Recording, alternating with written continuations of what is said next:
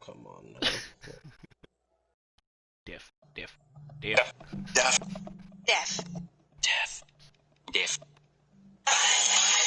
Bye. Bye. Bye.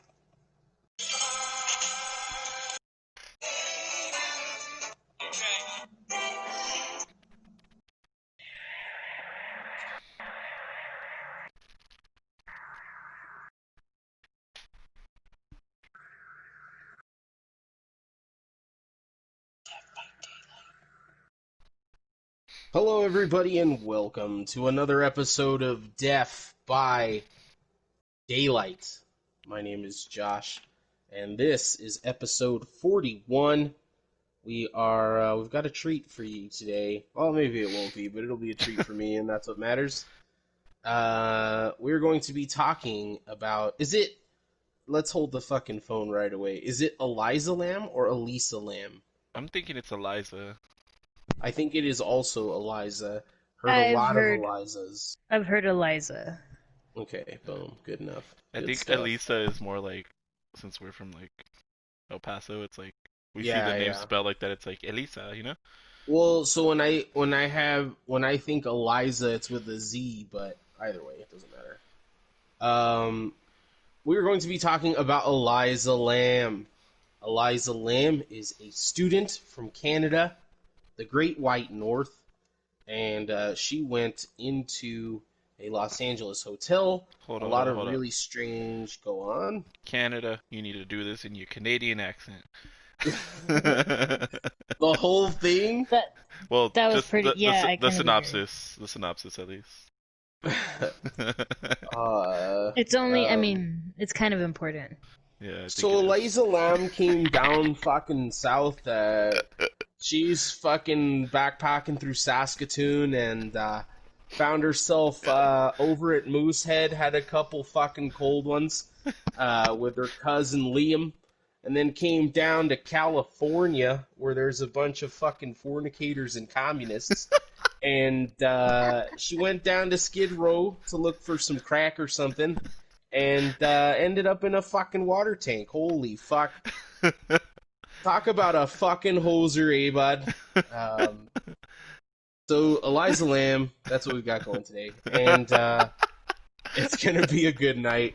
In all seriousness, this is one of the best things on the internet. And I'm not just saying that. You're going to hear an echo very briefly. Okay. I'm really not just saying that. Like, I really sincerely, deep down, this is one of my favorite things. There's probably a little bit of nostalgia here lying to me because Elisa Lamb came into my life at a time where I was very, very happy, so much so that I could get excited about things on the internet. In the way that we did, where we just became consumed with this video and this story. And I don't want to get into any more than I have already, because I don't feel like it's necessary. And I want there to be some element of learning as the episode goes on. Like we have said before, this is going to be a partner. It's going to be something you can pair, like a cheese to the wine that is the Netflix documentary. Shall Hopefully I we say can... a death Go on. to your daylight? Yes, this is the Death by Your Daylight. That can go with the documentary that we are going to see on Netflix very shortly. I don't know. I keep hearing that documentary may not be the right word. I keep hearing that it's going to be a little bit cooler than that. That's what I read as well. It's more like, well, one, it's like a docu-series, right? So it's not like a Right, film. right. But I guess like the director slash executive producer teamed up with someone who was there, like a journalist, while it was all going down. And Right. it's more about like also the hotel, their like lack of help, the LAPD, their lack of help. So it gets more than just like the elevator footage, right? That everyone knows. Right. So that's kind of what I read. That they get a little more, like they get beyond the like theories about what happened into like facts and what actually went on. Don't you guys feel like it's kind of weird that her death happened in 2013, It's and the only footage they have is the camera from the elevator? Like, you feel like there would be like an outside camera or something. You would think that, right? I mean, it's not like this happened, I don't know, 50 years ago, and there was I like, fucking it's thought just it the one did. camera, right? Like I that's thought the it one did. camera, the entire hotel, the end. But no, it was just a few, like what, 7? I can't math years ago. Yeah. Like when I was like first looking into it, I was like, so when did this happen? Like when Richard Ramirez was doing this shit, and they're like, no, it happened like fucking 7 years ago. I was like, holy shit, okay, this makes things a little bit more interesting. crazy, yeah. Anyway, Ladies and hey, what's up, gentlemen, guys? the man, the myth, Hey. the legend, gracing with his presence this evening, Jesus. Welcome to the Anyway. podcast. That's all I have for y'all. Anyway, good night, guys. Fuck the free Good world. night. Latest. 313. Thanks for stopping by, dude. Just kidding. Yeah, so we're gonna get into all of that, and I'm excited. Before we actually get into it, Josh, Mm-hmm. Eliza Lamb, she Mhm. she a sniper? What? No, I'm gonna go ahead and go hard no on the sniper. Like and I'm so torn on saying this, okay? Because I'm someone that suffers from mental health issues. I'm a mental health advocate, but she looks fucking crazy in that picture. Like, Well, like they should have picked a different picture. Just- Because, go ahead.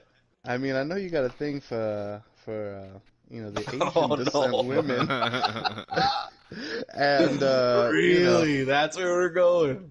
I mean, she's cute, and she does what it was, a bipolar. Yeah. She suffered from bipolar disorder. Those bipolar women, they fuck the best, bro. I know. You're telling me. I think just bipolar people in general. So, Why, I you've actually had both was- sides or what? No, I just Men I and was women. I was gonna get into that. Damn, that Texas Tech had you crazy, dog. they told me that they thought that I may be bipolar over the summer, and I felt like I fucked better during that time period where I thought that that's what was wrong with me. But turns out I don't. So Turns There out you it was go. turns out it was the Viagra that I crushed and took that night. fucking, you can overdose on that shit. People don't think you can. I'm here to tell you, you can. We're gonna get into all that. We're gonna get into the nitty gritty here of Eliza Lamb. But first, we're gonna do introductions, get into a little bit of gameplay, and then lightly, surely but steadily, get into our feature story this evening. If you're here, if you're hanging out, let us know, please. Let us know that you're here. There will be stuff that we'll talk about that I guarantee you've at least heard something about, so don't be afraid to chime in, pitch in. As a matter of fact, it's encouraged, and we'll get to that. But first, ladies and gentlemen, here, as he always is, Ernie. How's Hi. it going? How's it going? It's a nice Wednesday night. Just chilling here with the boys. The boys! The boys! The boys! And girl. Well, Are you she's... Aw, assuming her thank gender? you. Yes, I am. Josh, are you a Mostly. girl or not?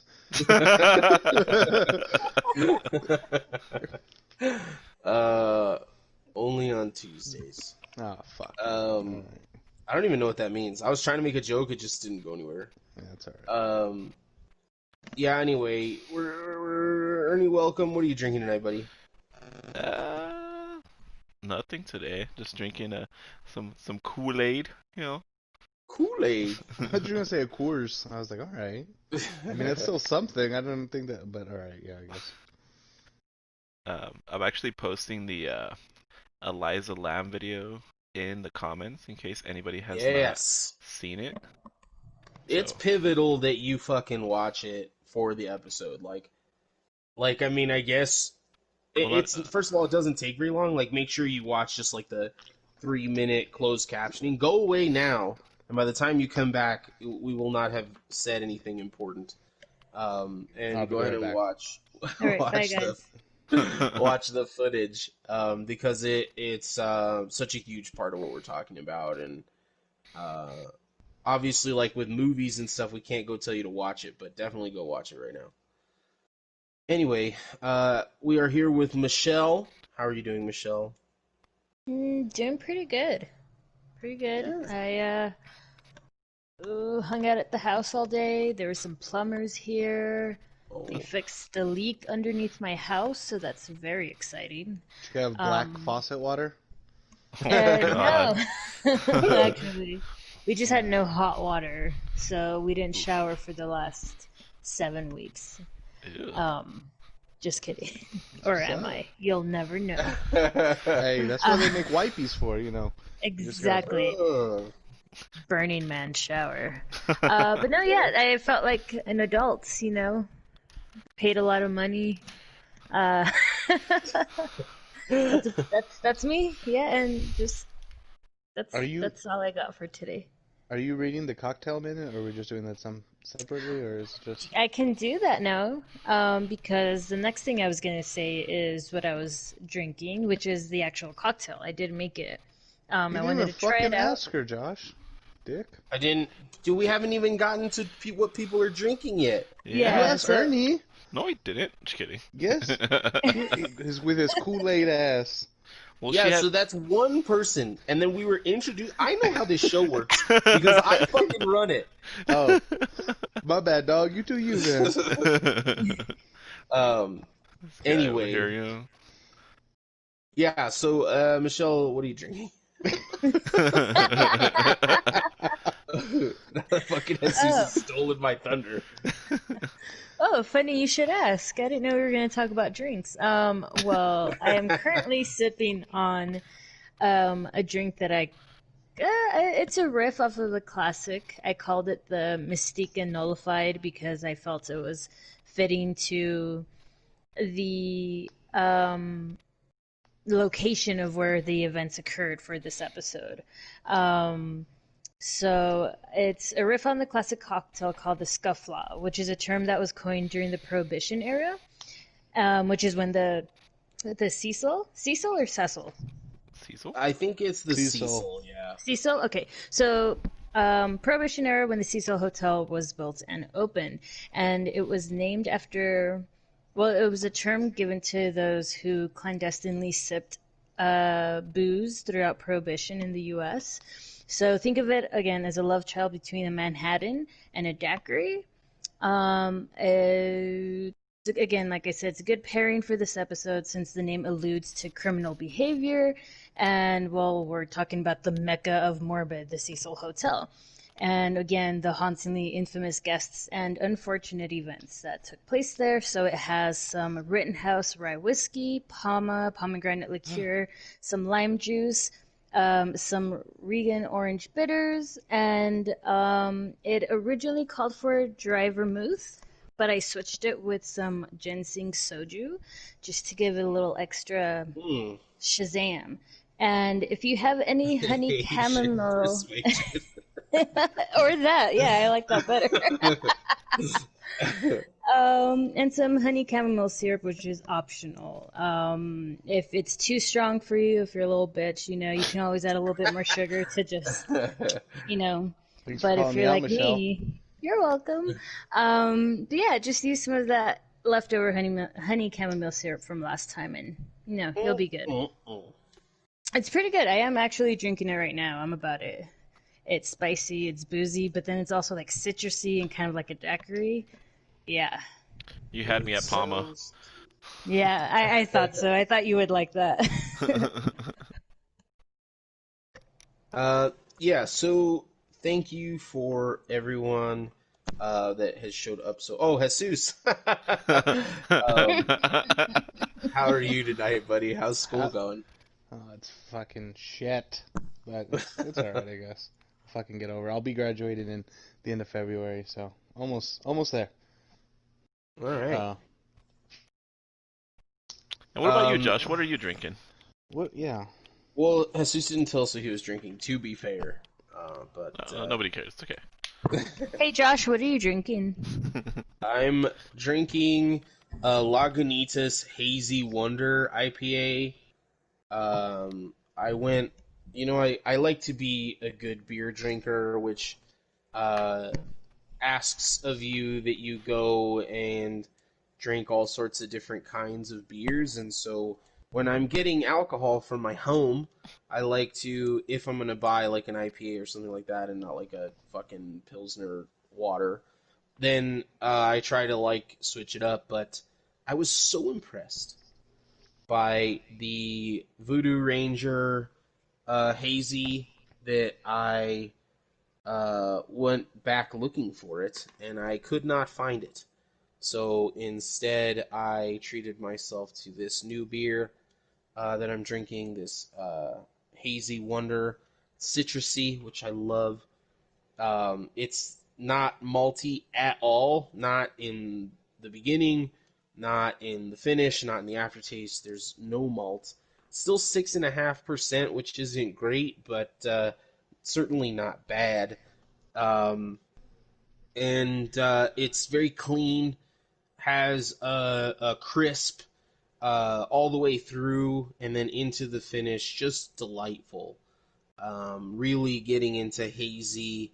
I've liked hazy IPAs for a long time, but I can't get enough of them right now. As a matter of fact, I tried to have a Ruination the other day, and I was like, Ooh. for the first couple sips, and then eventually I was like, I need more. But yeah, I'm obviously getting soft because of these hazy IPAs. Yeah, and I've got some Bullet Bourbon. Ooh. You're not drinking the strawberry lemonade fucking vodka again? No, I decided that was enough fucking that shit for me, so I drank the rest of it. And that's it for introductions. You guys know us. We're gonna get into some gameplay here. We don't have any housekeeping. We don't have any housekeeping really, Housekeeping. because I think we're gonna go Friday, but I'm unsure. So we'll discuss that afterwards, and then post something by tomorrow, hopefully. And we don't know what it's gonna be yet because we were very focused. There was just a lot of information on what we had today, so we will see about that. Other than that, there's no housekeeping. Please like, subscribe, share, tell your friends that we are here as we go and get further into the... this is the first time our podcast is fucking broadcasted from the free world, because we didn't exist 4 years ago.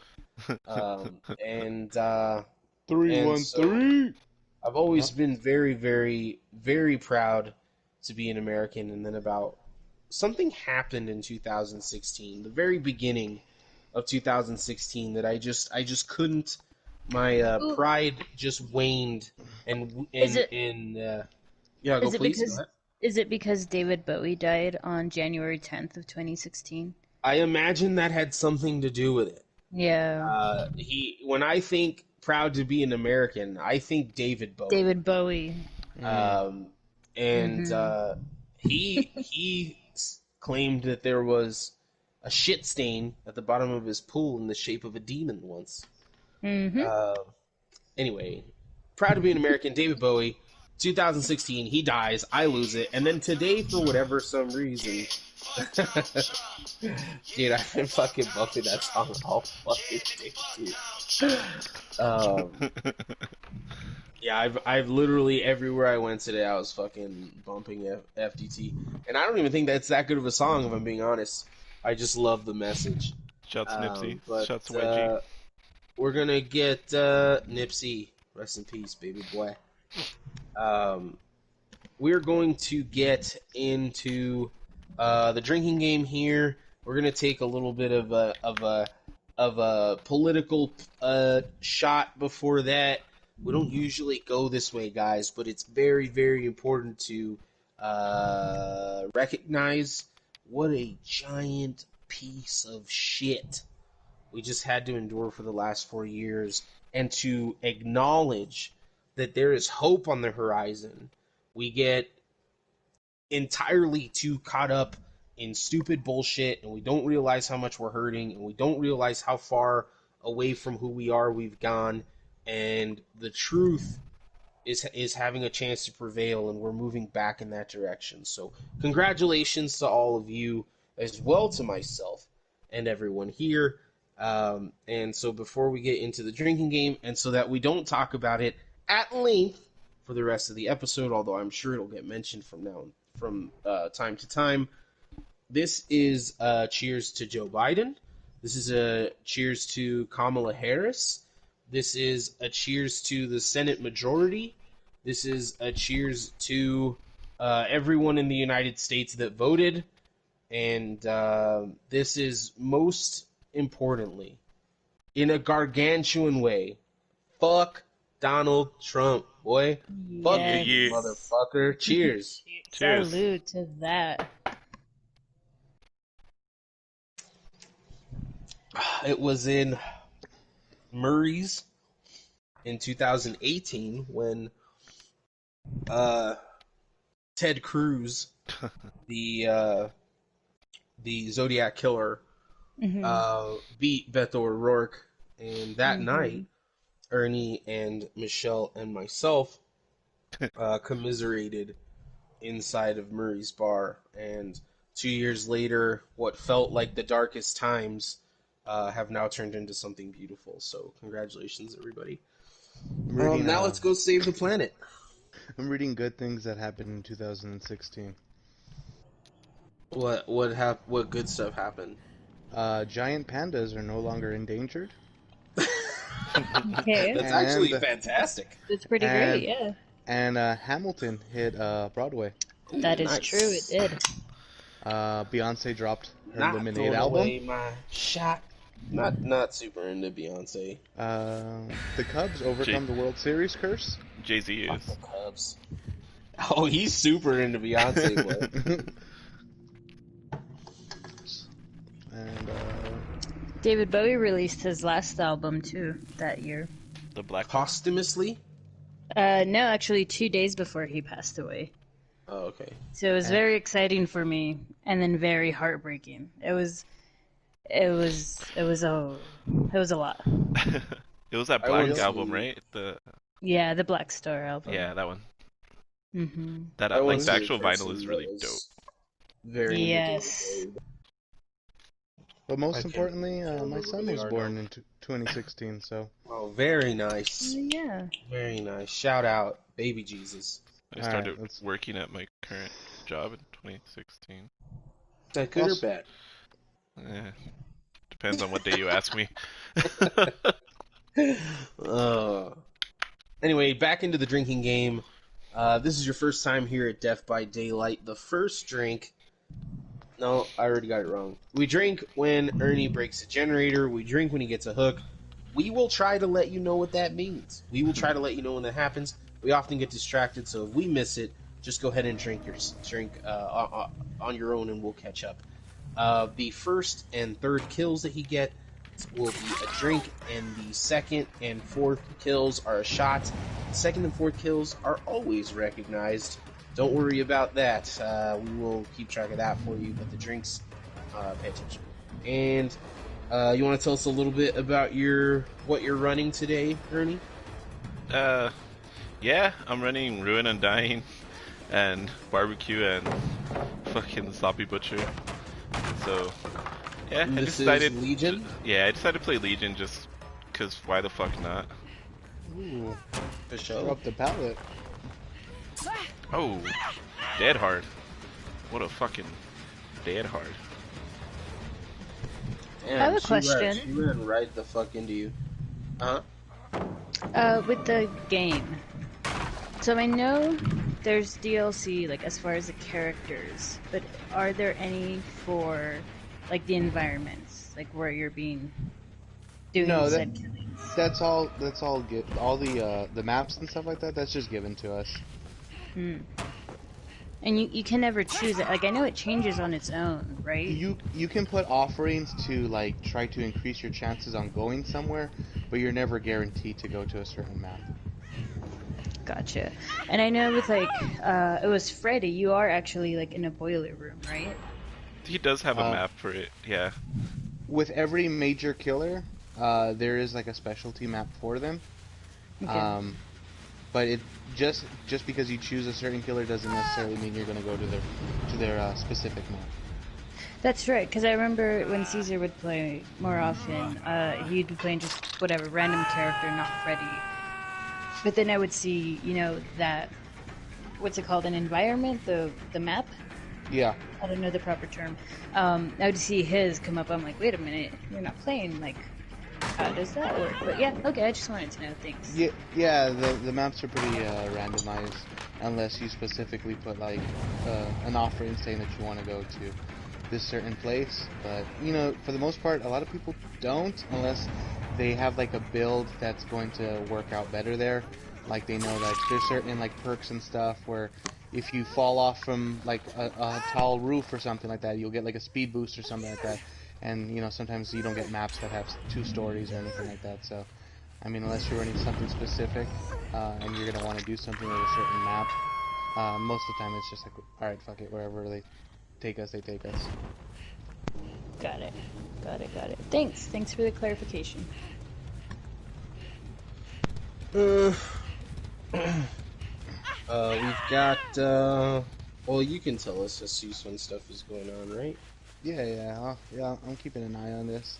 So, question to you guys, I mean, before we actually, like, just jump into the conversation with Elisa Lam, is this, to be honest with you, for me, her story's new to me.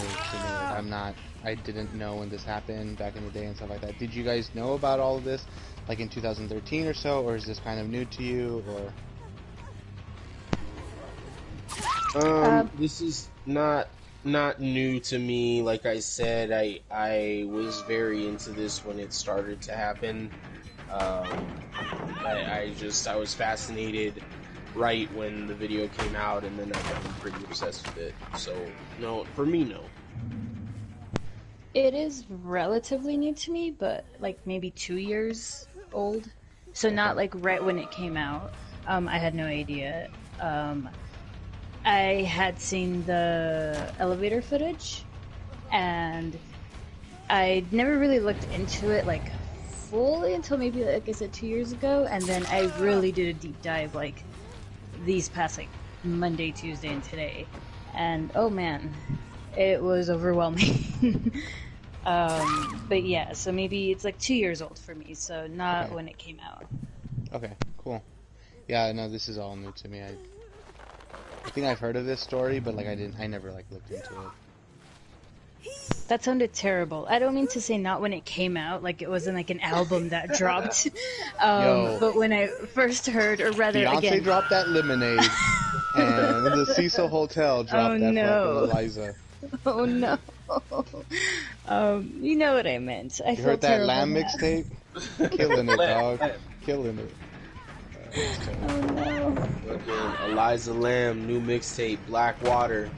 Shit's hot. Oh. Black Water, keep on rolling. I don't know, dog. It was a little manic for me. Sometimes it was hype as shit, and then it would cool down a little bit. A little bipolar for my liking. All over the place.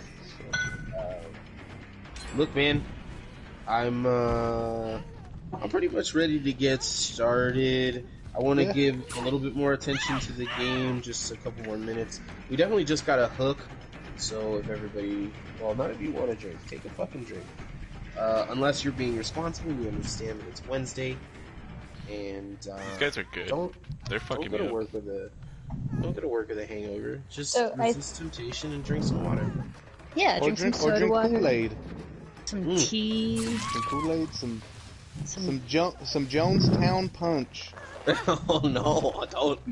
Don't. We are not legally culpable if you decide to drink Jonestown Punch. That's your idea, not ours. I did real quick. I think my mom's listening right now, so I wanted to say hi to her. So hi, Mom. I think you're listening. I hope you like what we have to say. Oh, jeez, I don't know if I Hi, should. Michelle's mom. I don't know if I should tone it down or turn it up a notch. Oh no, Little column A, little column B, buddy.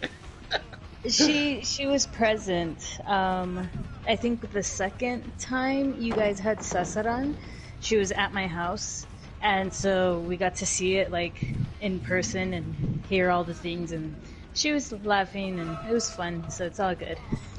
She knows what's up. She knows what to expect. She's a grown up now. My best strategy here is just to forget that she's there. So I if I say something, I apologize, Michelle's mom. I do the same thing when I'm having sex. I just forget that she's there. Focus on me. I'm just like, look, you're in this, boy. Just get your shit and move on, all right? Fucking just. Sorry. I'm here for me. I gotta get mine before you gotta get yours. Yeah, you know. Hey, that's the way it is. That's the way it is. I heard that song a lot today. I played that song a lot for myself. I listened to "I Admit It" by R. Kelly 8 times today. So that's, I think that's just the way to go about living your life. It's just a great song. So, 19 times 8, that's 152 minutes. My life gone today. Of just R. Kelly. I also listened to Jeezy's "My President Is Black" a bunch of times. I think I've heard that. I like Jeezy. No, not G-Eazy. Jeezy, Young Jeezy. Oh, shit. I thought you said G-Eazy. I'm like, I liked him back then. It's been a minute since I listened to him, but yeah. It's, my president is black, my Lambo's blue, and I'll be goddamned if my rims ain't too. You ever heard that song? Huh? It's a fucking great song. You should check it out. Did he drop it when Obama was president, or? Yeah, he did. Yeah. It's all like, nah, 2016, homie.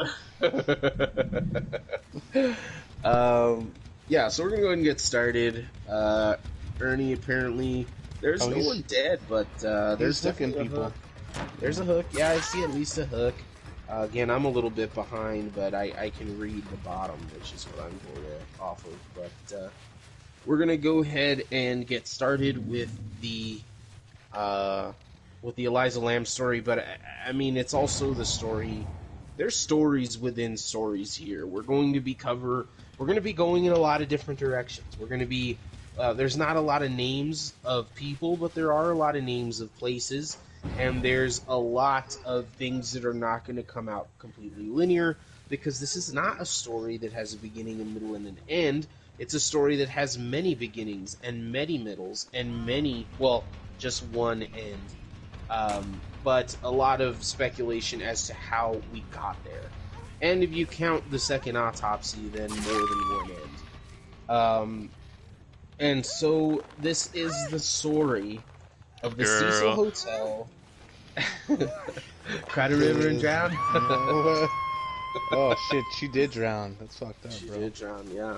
But it was also a good joke if you did it on purpose. Yeah, no, it was good timing. Solid. And I think Ernie just hooked an Asian too, so there we go. There you go, hooking Asians. Welcome to Death by Daylight. It's my first Asian. So the story of the Cecil Hotel and Eliza Lamb. She is again a Canadian student. Her parents migrated to Canada, and she was born there. She was raised there, went to school there, and was currently attending school when she made a trip to Los Angeles. California. She was going to travel, not just LA. Anyway, she's in LA, and this is the part where you're going to start to ask the question, why? And one of those questions is, why did she decide to stay at the Cecil Hotel? Now, the Cecil Hotel, for a little bit of history on that, is not. It's what would be called a sketchy place, and the reason is because it's located in Los Angeles' infamous Skid Row. So if you don't know what Skid Row is, it's exactly what it sounds. There's a lot of people that do a lot of drugs, in a lot of really sketchy places. It's dirty. The cops don't like going there. It's not a place that generates any money, which means that there's not going to be any presence of a police force. And it's kind of Sodom and Gomorrah in the modern age. And the Cecil Hotel is located in that part of Los Angeles.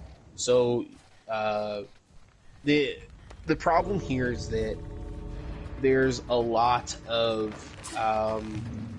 the Cecil Hotel was not like built a hotel built to be on Skid Row. That part of Los Angeles became Skid Row. It wasn't always like that. But the hotel from the beginning has been this place that weird things happen in. And right from the beginning it seemed cursed because financially it didn't do well, even in the good part of town.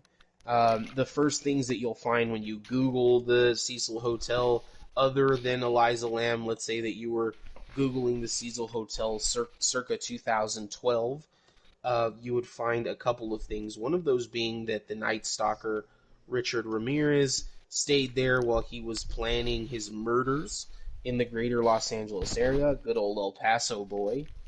And then there was a spree killer that also stayed there and planned his killings. What's the name I'm missing here, boys? It's not Jack? Jack something? No.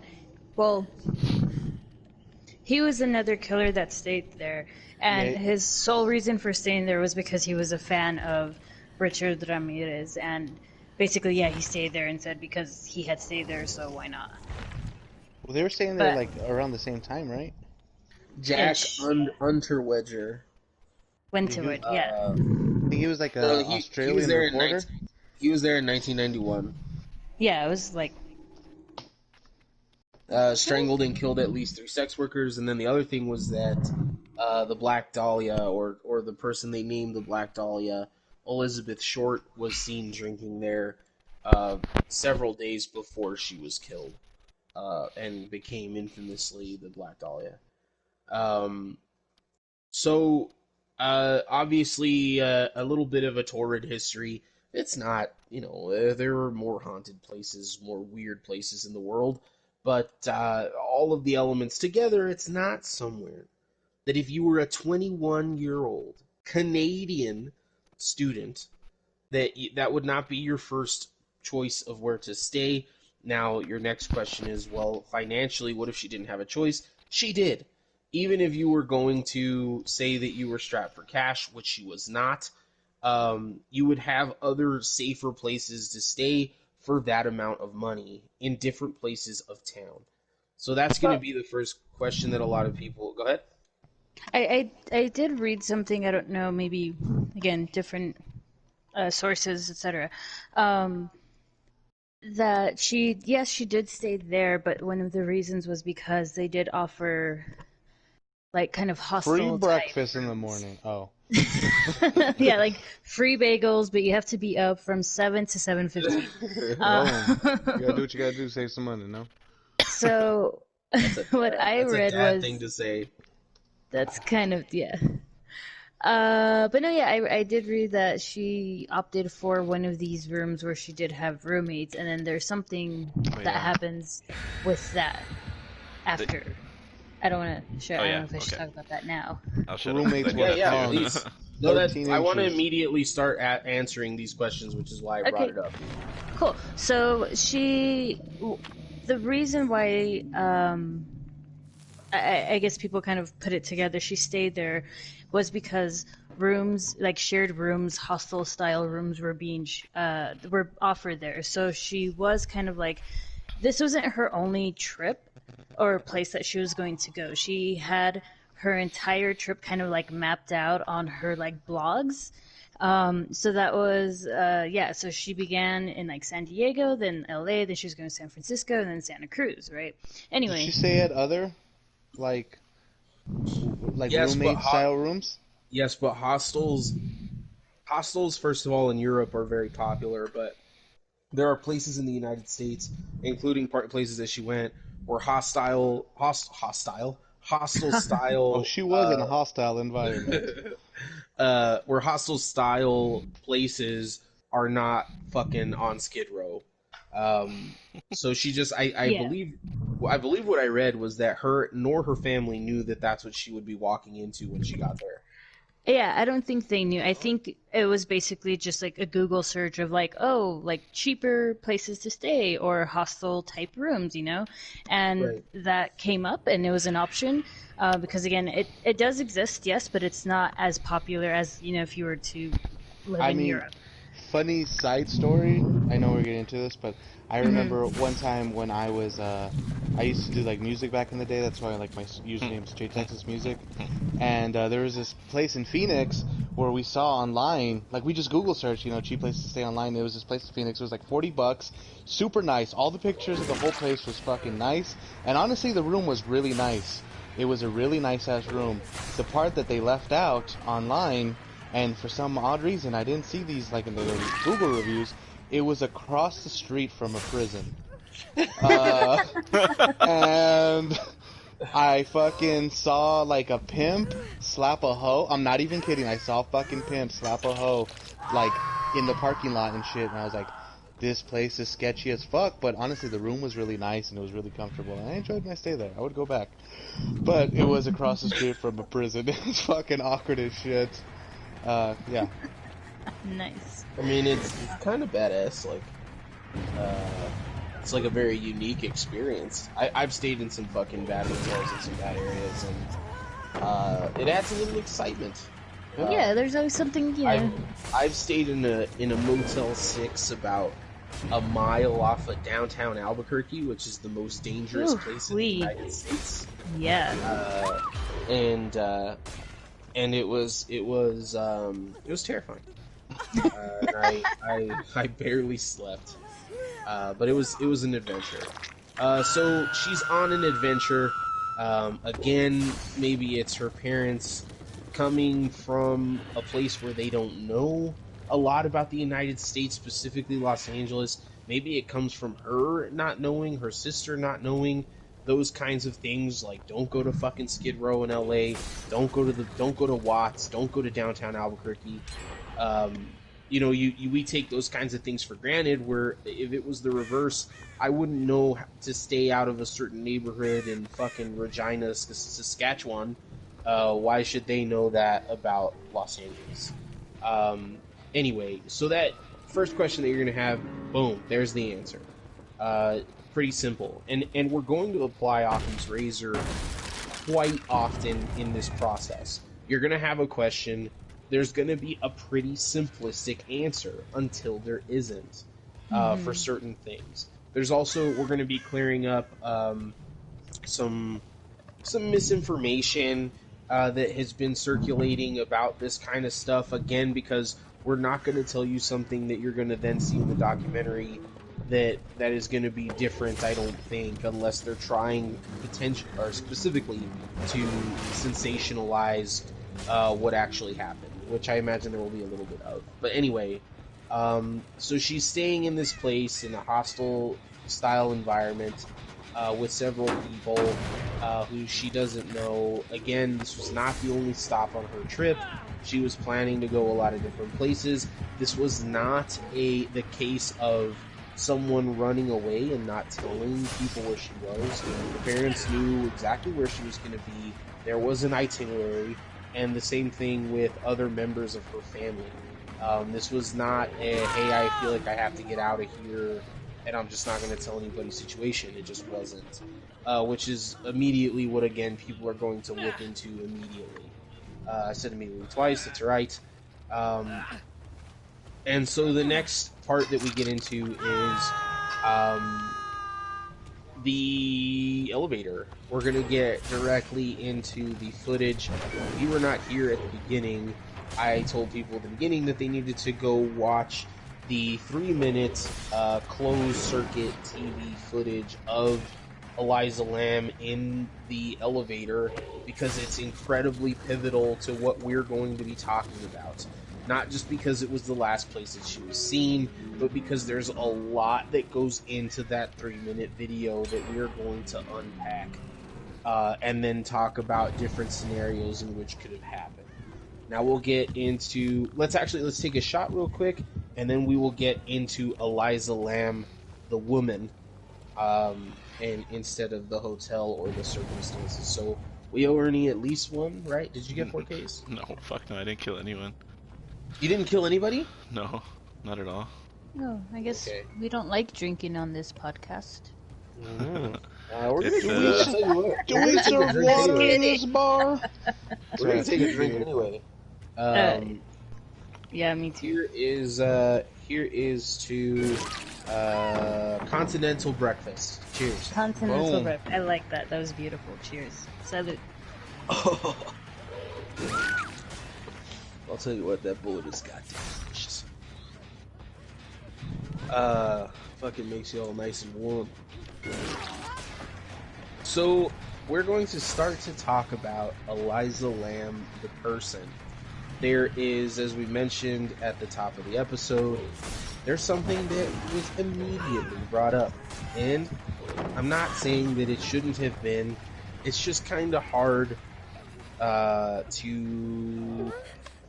As a person who suffers from mental illness, it's difficult to constantly hear and watch people jump to conclusions when mental illness is involved. So, well, was there anything wrong with her mentally while she was bipolar?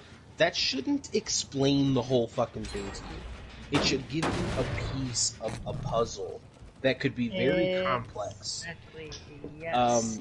And so just because she had mental illness, you shouldn't immediately be like, well, that boom, ball game. No, that's not the way that mental illness works. First of all, you don't know what it means to be bipolar because nobody knows what it means to be bipolar. There are patterns and there are medical things that happen scientifically that you can explain, but everybody experiences it differently. There are people that have had manic episodes that don't sleep and they fucking it's days on end of fucking drugs and sex and partying. There are people who have had manic episodes who write scripts and only go to the hospital because one of their loved ones notices that they're kind of burning the candle at both ends. So there's a lot of different levels here to bipolars. There's, first of all, at least two medical labels. There's bipolar 1 and bipolar 2, which is less severe. But inside of those two labels, there's a giant spectrum of what being bipolar means. On the surface, bipolar is characterized by anxiety, depression, and panic attacks. But the main factor here, the deciphering factor, is that bipolar is characterized by depressive episodes and manic episodes. It used to be called being manic depressive, but they went away from that and nobody calls it that anymore unless you're a dinosaur. And so, hey, boomer. So, yeah, exactly. So the first thing here is that let's expel any rumors or any notion that there's gonna be she's gonna be hallucinating, that she's immediately going to be that her doing all the things that she did is somehow justified inside the context of her being bipolar. It just isn't. This is not normal behavior. It's not behavior that's reported. And even if she was having what they call a psychotic break, and that is the medical term, unfortunately, if she was having a psychotic break, there's also a lot of levels to that. And while technically, and again, I hate to admit this, even though technically it's the truth, technically, could what had happened to her be 100% the responsibility of a mental psychotic break? Yeah, it could. People have the spectrum, the array of things that have been reported when someone is going through something like that. It's impossible to say that one thing or another is a symptom or wasn't a symptom because their behavior is so incredibly erratic. That being said, it would be a disservice to her and to us to say that that just completely explains everything. Because here's the thing. while she was acting sporadic and she was having some interesting things happening on that elevator footage, there was no reports of her acting so strange that someone would have noticed before. There just isn't anything there. And pretend that you're a little bit drunk, maybe you're a little bit high, and you're just having a lot of fun being on the elevator. It wouldn't be... There are a couple of things that I'm going to point out later that I'm going to say, okay, maybe not this part. But the majority of what happened on that elevator could be explained away as someone having fun or someone doing something when they thought that no one was looking. It's not like she was fucking crying and again, I'm not fucking being stereotypical. These are medical things that you look out for when someone's having a manic episode. It's not like she was crying or screaming or having sudden physical movements or also like her breathing, like she's like everything was kind of calm. I think there was one time that you see her sort of lift her hands up towards her head, like both of them, right, to like, you know, that kind of like I just took a jog, because one of the things that does happen is also like your breathing, like, it becomes erratic, your heart, you know, starts racing, etc. Hyperventilate a little bit, yeah, or hyperventilate. Thank you. And like again, she kind of just like, that is never present. And that again, yeah, maybe the footage is a little pixelated, and again, people argue all sorts of things, but that's the one thing that I, you know, again, someone who I also have, you know, mental illness, and that's the first thing that happens to me. Again, not the same thing, right? But that was the first thing I noticed, is like she's breathing pretty normally, you know. Anyway, continue. Well, so it's just important. I think that amazing. Yes, that is exactly the kind of thing that people are going to point to and say, look, if she was having, you know, this full-blown episode, which again, she was not known for having, which again, it's not enough to say that it's impossible, because people can have literally one psychotic break in their whole lifetime and then never have it before, never have it again. But she had never exhibited this kind of behavior. So my point is not to go through every excruciating detail of mental illness and point out what could have been happening. My point is to tell me and everyone else listening, you don't know shit about her mental illness. You don't know shit about what she was going through, and so you can't just say that that's the whole story. Fuck that. It's obviously not the whole story. And people with bipolar don't just fucking act erratically and then disappear. If they did, I fucking guarantee you'd hear about bipolar disorder a lot more than you currently are. And so that's the first part of Eliza. She did suffer from bipolar disorder.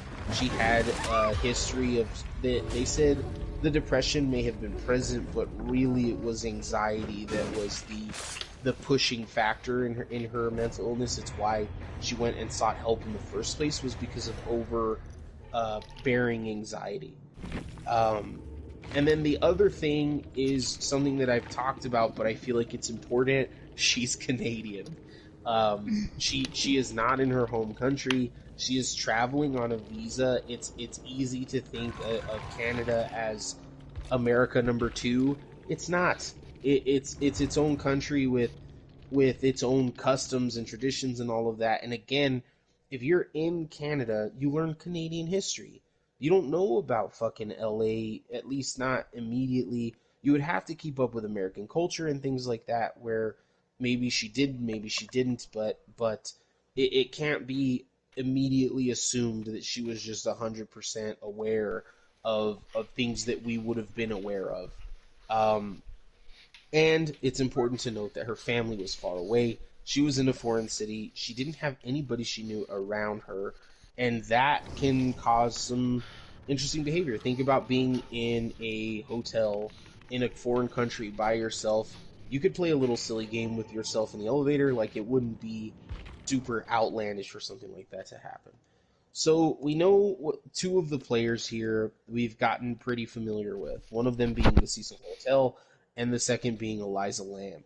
And I say pretty familiar, I mean pretty familiar in a crime context. Obviously, very little is known about her, the person. There is stuff, but her parents have not been like super vocal or anything about who she was, and or anything of that nature that we can point to. Although, again, Michelle, maybe you have something that I just didn't see in my research. I'm sorry, I'm having dog issues. I can hear your dog Yeah, I know. issues. Can you repeat the last question? No, yeah. As far as like what you think. Like, are there details about her, like her personal life or who she was as a person that I missed? The only thing, not really. I mean, you hit everything that I have, at least. The one thing I did want to mention, as far as, while we're still kind of on the topic of her, like, mental health, that she was diagnosed, like, really recently, as in, like, right before she took that trip. And, Right. which, her parents were against her taking the trip because of said recent diagnosis and just general worry of, their daughter traveling alone in a strange country, but that because she was suffering from it, because she was afraid, of like the unknown of the future, right, with said new diagnosis, that they finally agreed to it, right? And they're like, okay, we'll just call every day, etc. And I think that's the one thing that upsets me, and I'll get into this more later about people are quick to say, "Oh, well, she was bipolar. That makes sense."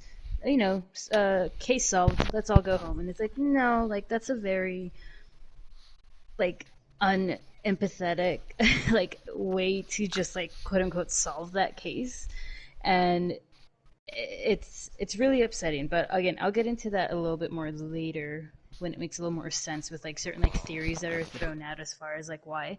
But yeah, so just the one thing is that it was almost a little bit before the trip that she started taking said medication, and she had just been recently diagnosed with bipolar disorder. So I got you guys a shot that last match. Oh, you're so sweet. So nice. Thanks.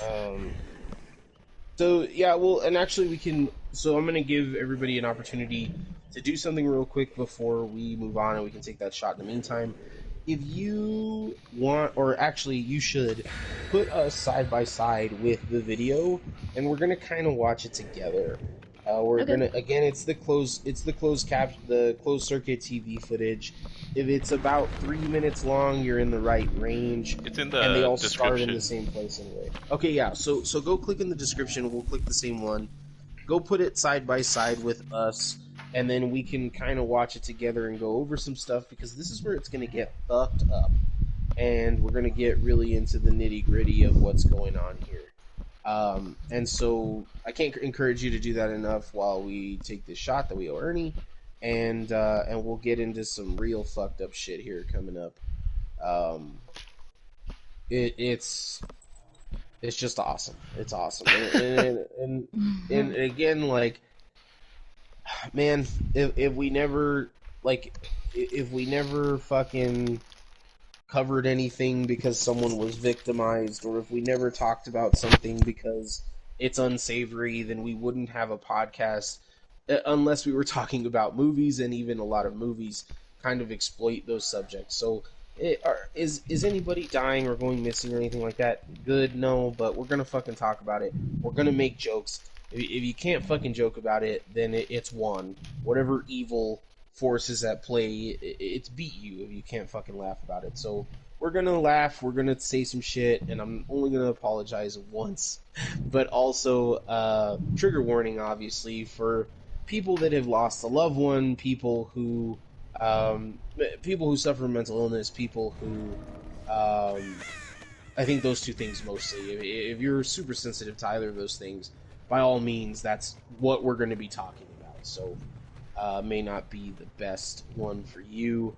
And we're going to get into some pretty fucking crazy theories here.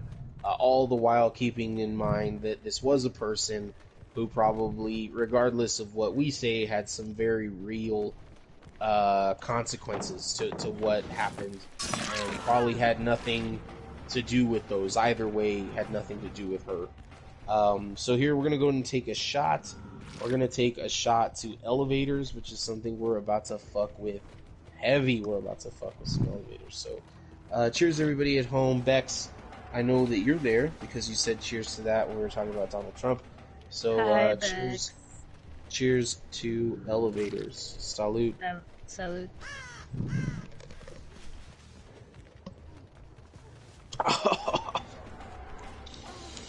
Oh, it's so good.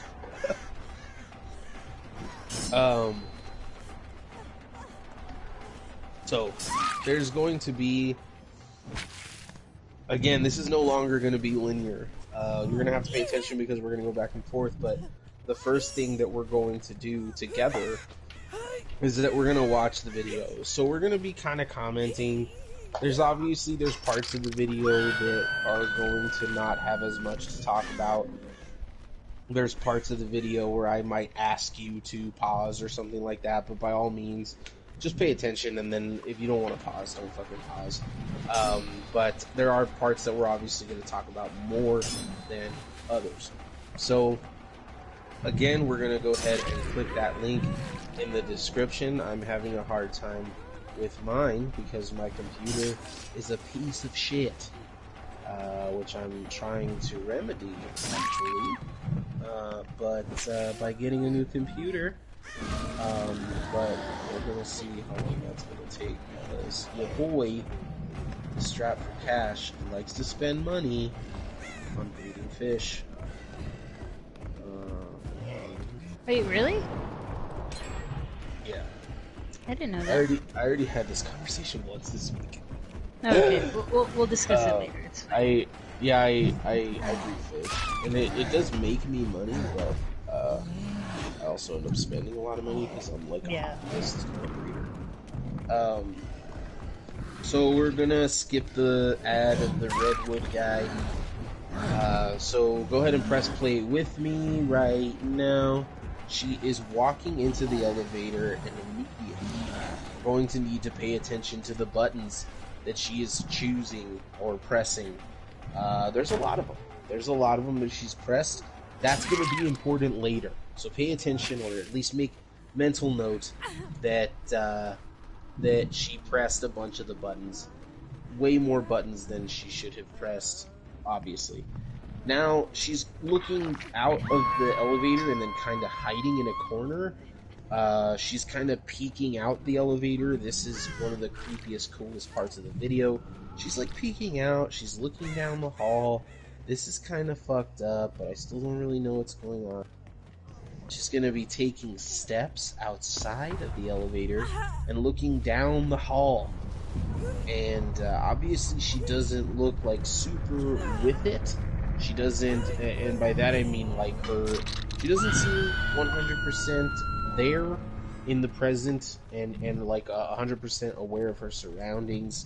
She's outside the elevator, doing some gestures down the hall. The thing we need to notice right now is that the elevator's doors are not fucking closing.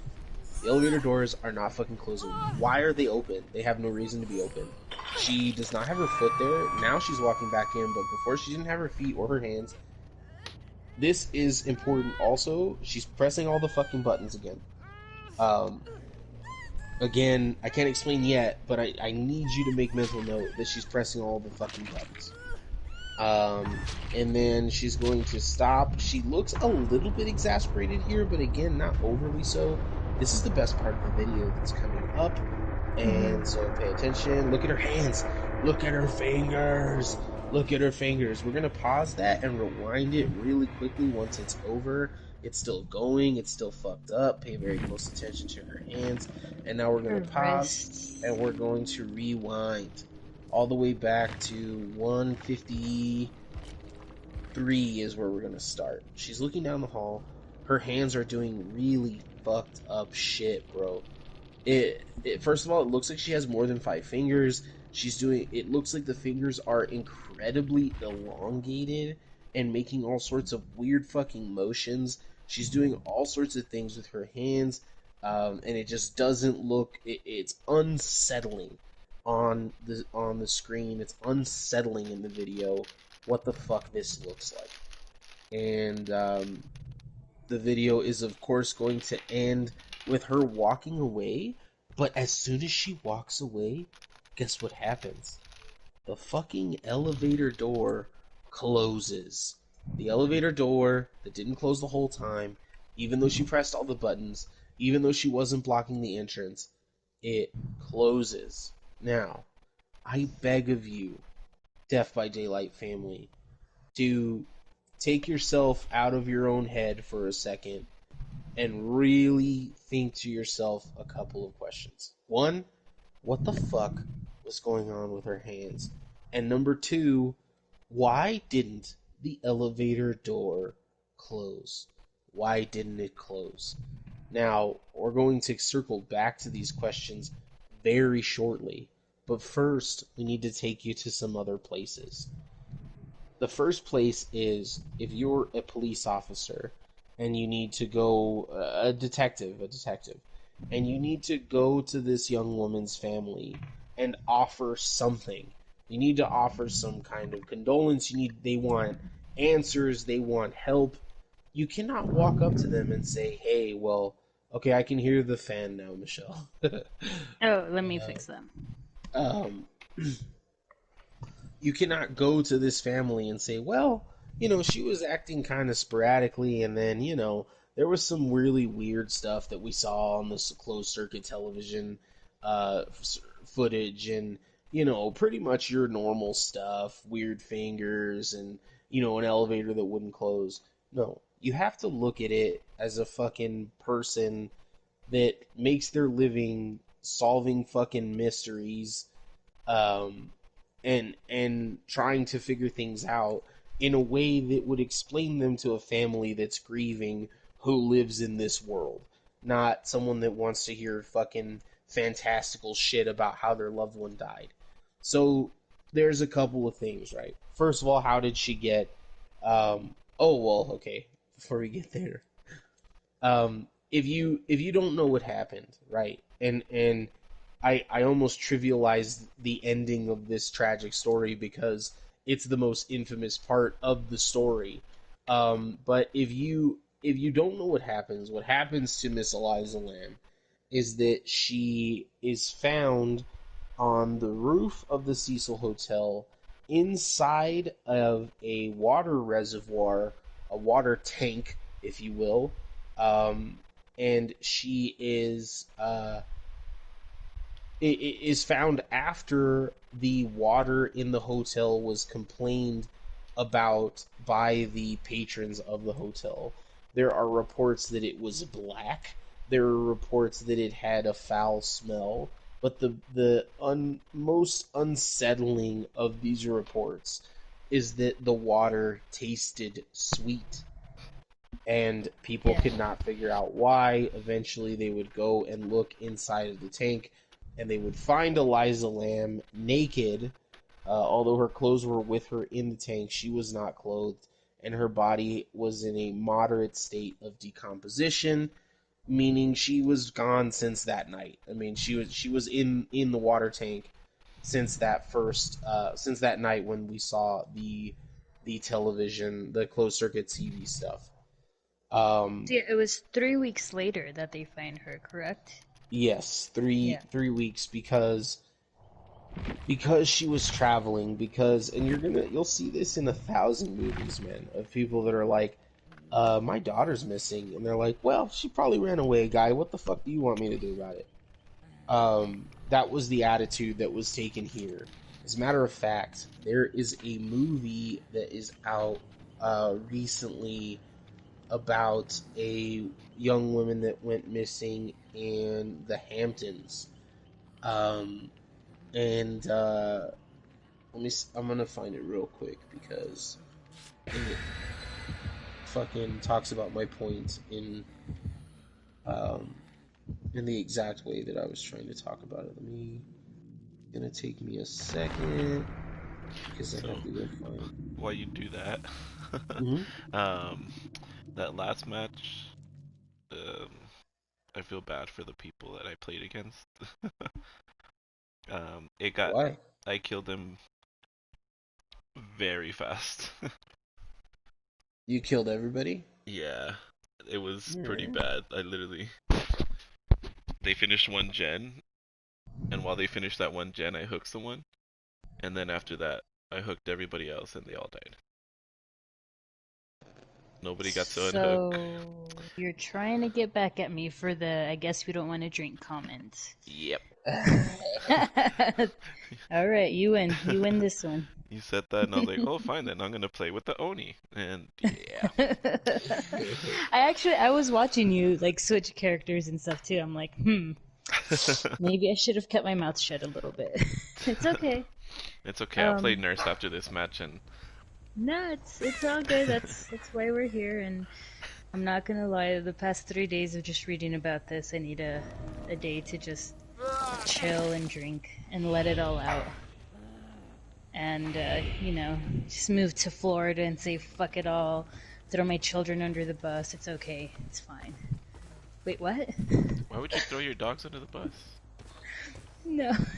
I was trying to make a Trump reference funny, but I don't have children, so I guess I messed it up.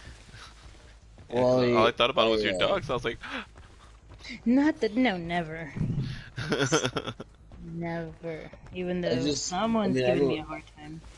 I don't think he's gonna go to Florida. I think he's going to jail.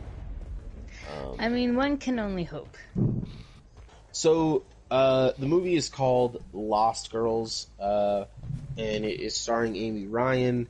It's a true story about a young lady that goes missing in the Hamptons. It turns out that there are like a shitload of girls that have gone missing, and nobody's talking about it. And what initially she's like, hey, my daughter's missing. And they're like, well, your daughter's a fucking prostitute and she has a drug charge. So we're not even gonna fucking bother looking. How's that? And a lot of the movie is her having to fight that exact same shit. Like, don't fucking jump to conclusions. Don't assume that she's just out there doing drugs and doesn't want to answer my phone call. Like, you need to look. This is your job. And you get a lot of that here. 3 weeks of someone missing before they're like, maybe we should check the fucking roof. And so infuriating, mildly, to put it the best. And we will continue after we take this drink. Someone else cheers. I've done a lot of talking and a lot of cheers.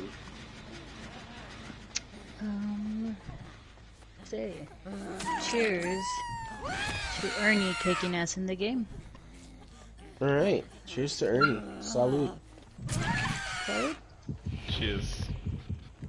I got a squad right now that looks like they're playing together, so you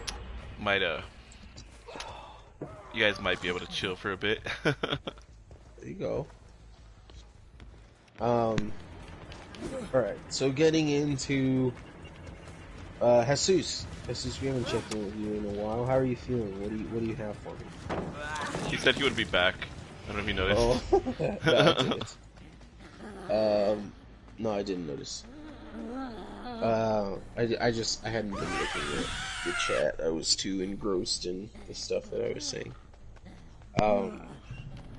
Can I make a quick comment about like just her travel plans and how she uploaded all of that to like her Tumblr and her blog spot. Like she had just an outline of everything she was gonna do, where she was gonna stop, etc.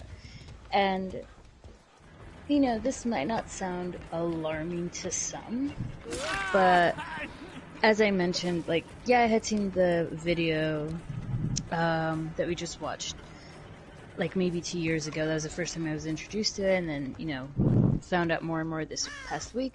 But this is like page 1 of what not to do whilst traveling alone as a woman. Like, unfortunately, we women have to think about shit like this for our own safety.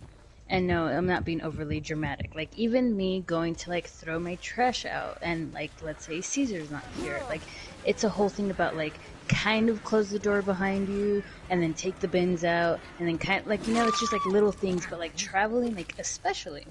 I'm not saying this is her fault in any way, shape, or form. It's just...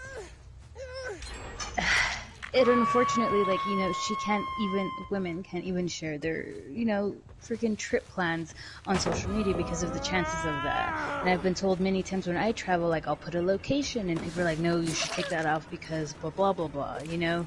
And, you know, the whole sharing her itinerary with her parents or close family members and friends for safety measures, like, yes, of course, that's smart. But her entire trip was outlined to anyone who had access to Tumblr. Again, not her fault, and who knows if this was tied to, you know, her untimely death.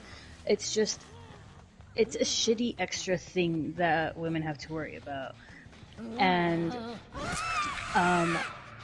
I didn't know that she had shared her whole plans until, like, earlier today.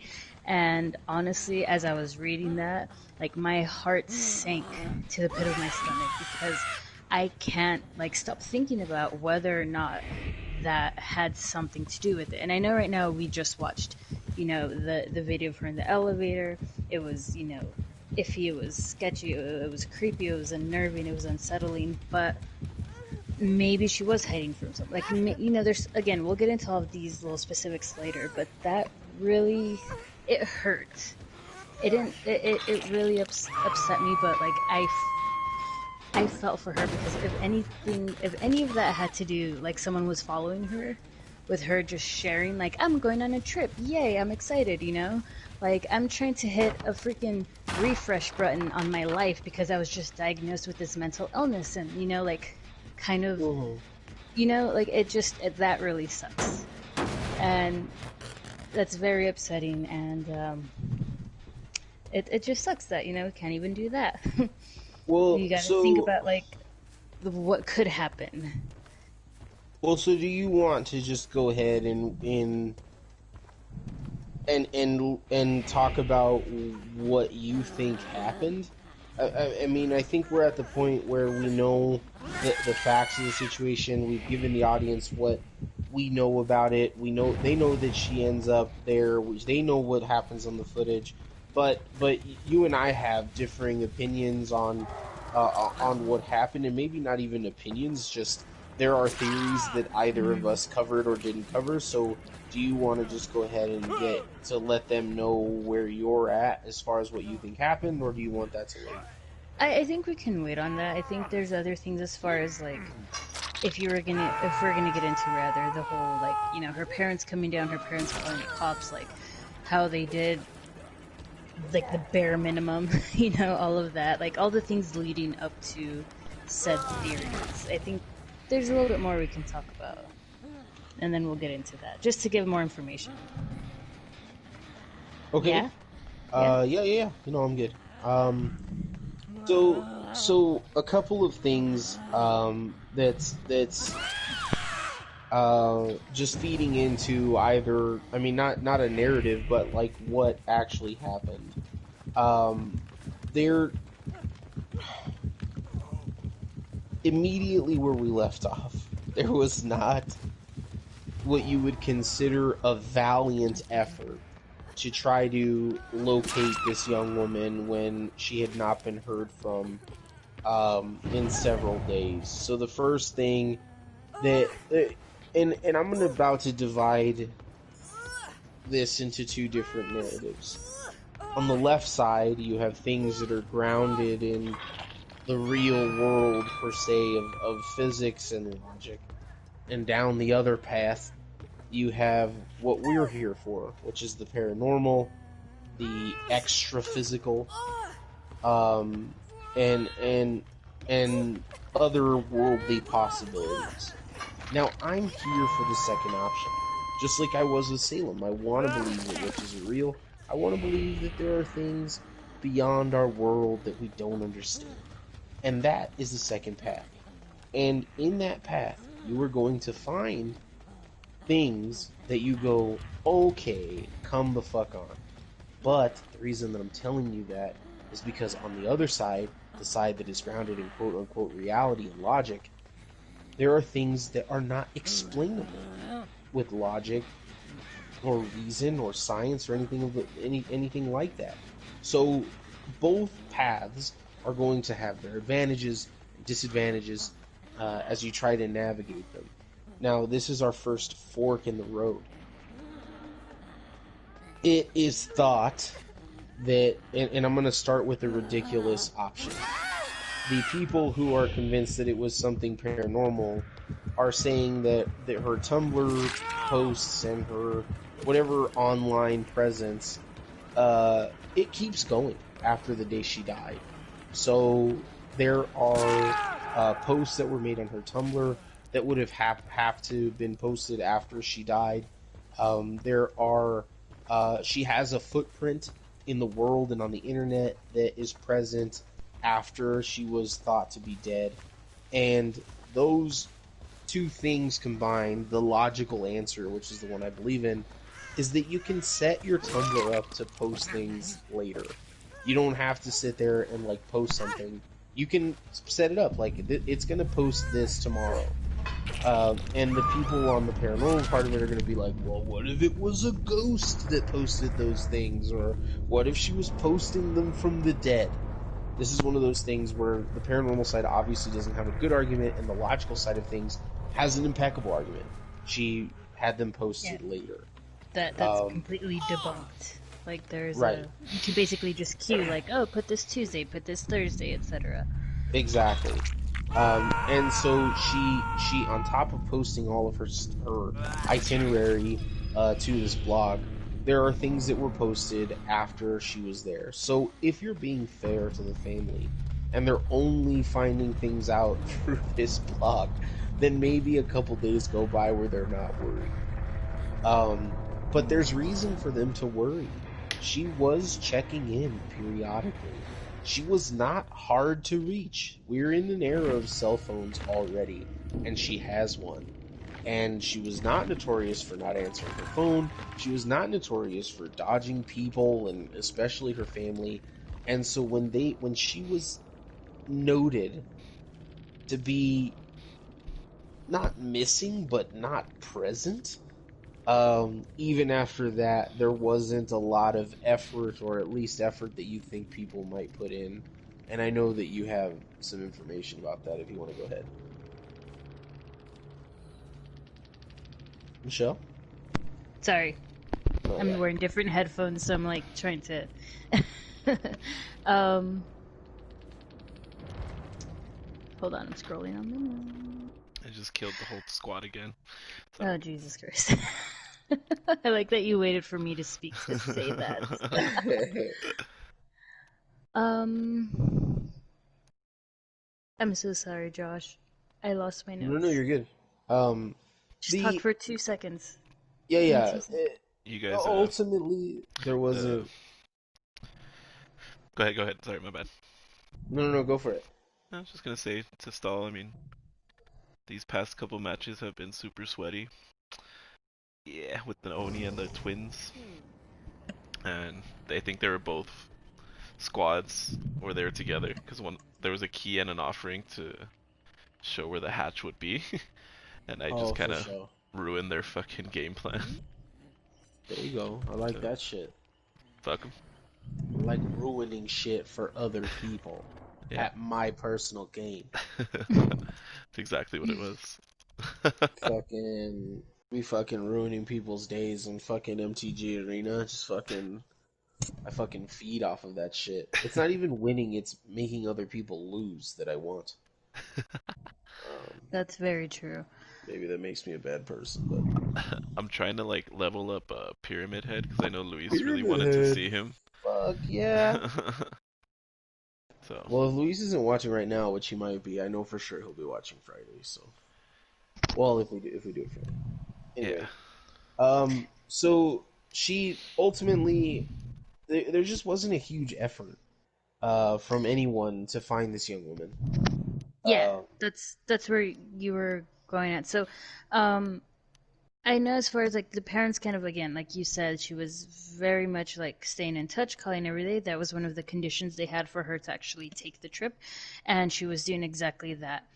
She was supposed to leave that hotel on the 26th of January of that year, and that was the day again they were going to get the call like, hey, leaving the hotel, going on the next place, moving on. Didn't get set a call, and the next day the parents are like, nope, calling the police, like LAPD, and they just booked flight and came over right away. And again, like, the police did show up, and however they weren't able to, one, they were able to check out the hotel, right? But just the public places, like the lobby, the restrooms in the lobby, but none of the rooms, none of anything else, again, because they didn't have said warrant. And they were able to eventually get to the roof.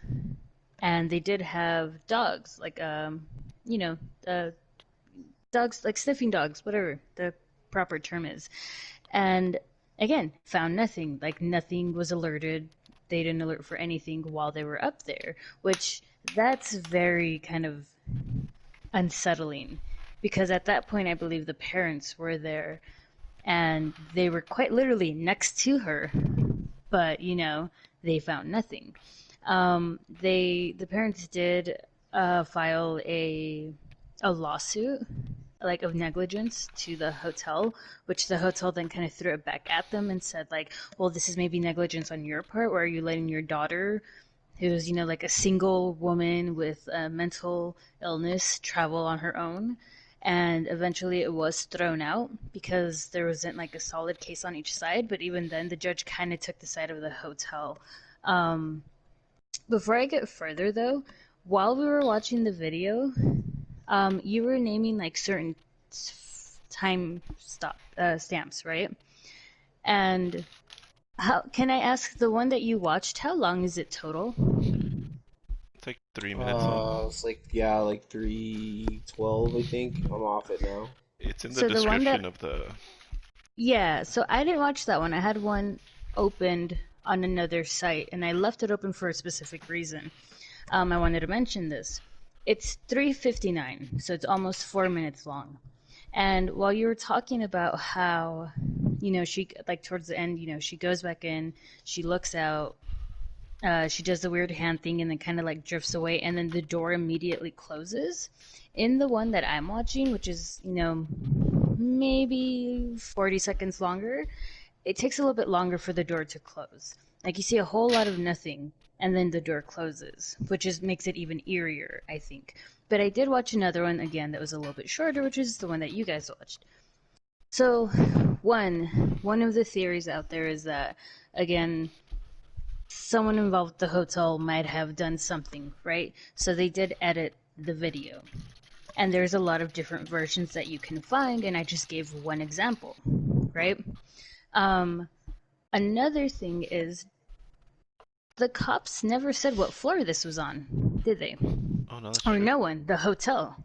Like, no one ever said, like, again, as Jesus mentioned earlier, like, how is this in 2013, but this is the only video we can see of her, right? In the entire fucking hotel, this is it.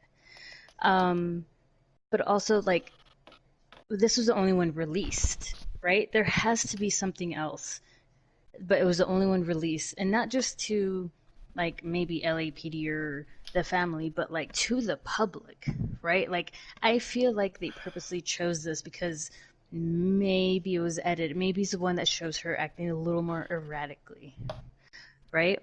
Again, a lot of maybes, which, we can talk about that. But then moving on from that, again, like, the information related to this, like the timestamp, the one that I'm watching, that's again 4 minutes long. The timestamp underneath is completely scratched out. There's like letters upon letters upon letters, or numbers rather, and you can't discern which one's from which one. And it's like white fonts with black font with gray font. So you have no fucking clue what's happening down there at all. But again, like, simple questions like, what floor is this? Is it the floor where her room was? Also, did they ever speak to anyone, know anything about her first room that she shared. What happened to those people? Did they stay there longer? Like, it's little things like that, yeah, of course, her parents had to fly from Canada, right? And I felt like shit didn't get done until they were there, and they were, like, I'm assuming they had to go there and yell to get shit done, right? Because, of course, they're like, whatever, kind of like how you were saying, like, about the film, Lost Girls, like, oh, well, if she's staying at that hotel, she's probably, like, a junkie, whatever, not gonna try, right? Yeah. But this video alone, even if it's the only one that they got, is more than enough reason to kind of, like, investigate a little further, especially if the family's claiming, like, yo, she's by herself, she doesn't know the city, like, shit's going on. Like, why not try a little bit harder? But again, like, simple things like, I never found out if this was on the floor that her new room was in. Who also, like, whoever was working the hotel, someone had to take her out of that room that she shared, like the communal room, into that one. And to me, like, if I was in that position, like, oh shit, someone told on me, I was being too weird, now I have to get a room by myself, right? I would be afraid that they wouldn't give me a room, and they would just kick me out. Like, no, you're being weird, you're bugging our other customers, like, you gotta go, right?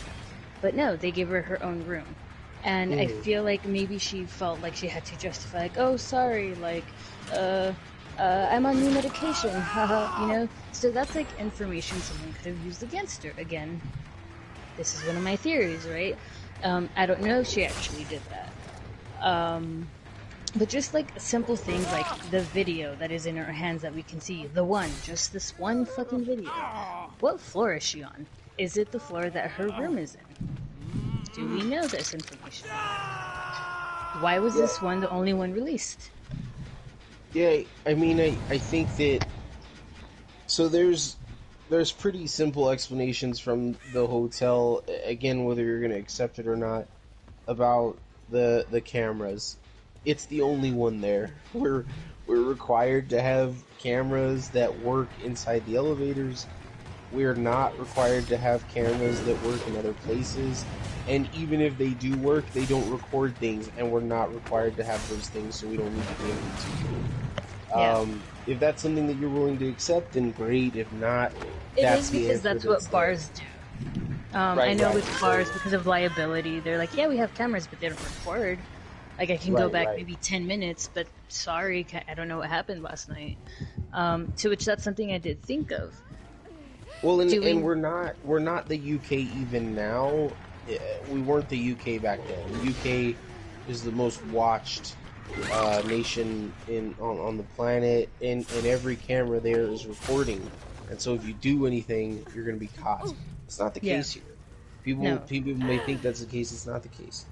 And so with the closed circuit TV part, that's the explanation. The explanation for some of the other stuff, the acting weird and being moved rooms, I feel like if you're like everyday average Joe, that just plays into the narrative of she was having some kind of episode. And I think it's hard to not follow that instinct, even someone that's advocating for that whole thing, that it's hard for me to not think to myself, well, she was acting weird, of course she was. Something was going wrong. I think at this point, it's impossible to not talk about where we are as far as you and I on the sides of this thing. You're of a belief that there was someone that assisted in her disappearance and furthermore her death, whether they just straight up murdered her, or they were just an accomplice, or they just assisted. Maybe they didn't mean for something to happen, but then they did, and then they had to hide it somehow. Something went wrong that has something to do with another person. Yes, someone was involved in some way, and basically the end game was just like, and now I have to cover this up, so here we go, water tanks. The end. Right. But I do believe there was an outsider, human being, not like paranormal force or anything. But yes, that is very much what I do. And so I don't have a fucking dog in the fight. There's no reason for me to say that either she was 100% that's what happened or something else. I have a podcast to do, and for the sake of that, and because it's my own personal, the way I want things to shake out, is that I'm going to offer some options that are considered otherworldly, paranormal, whatever the fuck you want to call it. I'm going to have some fun with what could have possibly happened, while also highlighting the things that went on in the video. I don't want this to be a fucking 3-hour episode, and we're already coming up on 2 hours, and so I'm gonna get into some of the reality is, go do your fucking research as far as like some of the things that we're talking about. You're gonna get this from the Netflix documentary. There are points here that are up for contention. Michelle just went through some of the biggest points. Some other points very quickly that you're going to find is that there was a rumor for a long time that it would have been almost impossible for her to get on the roof. That simply isn't true.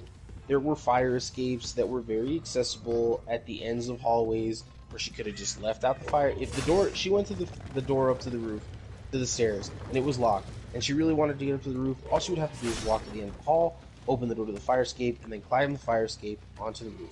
Would not be that difficult, or as difficult as it was suggested. The other thing was, people were saying it would be impossible, that was the word that was used, for her to open the water tank, climb into the water tank, get naked, and then close the door to the water tank.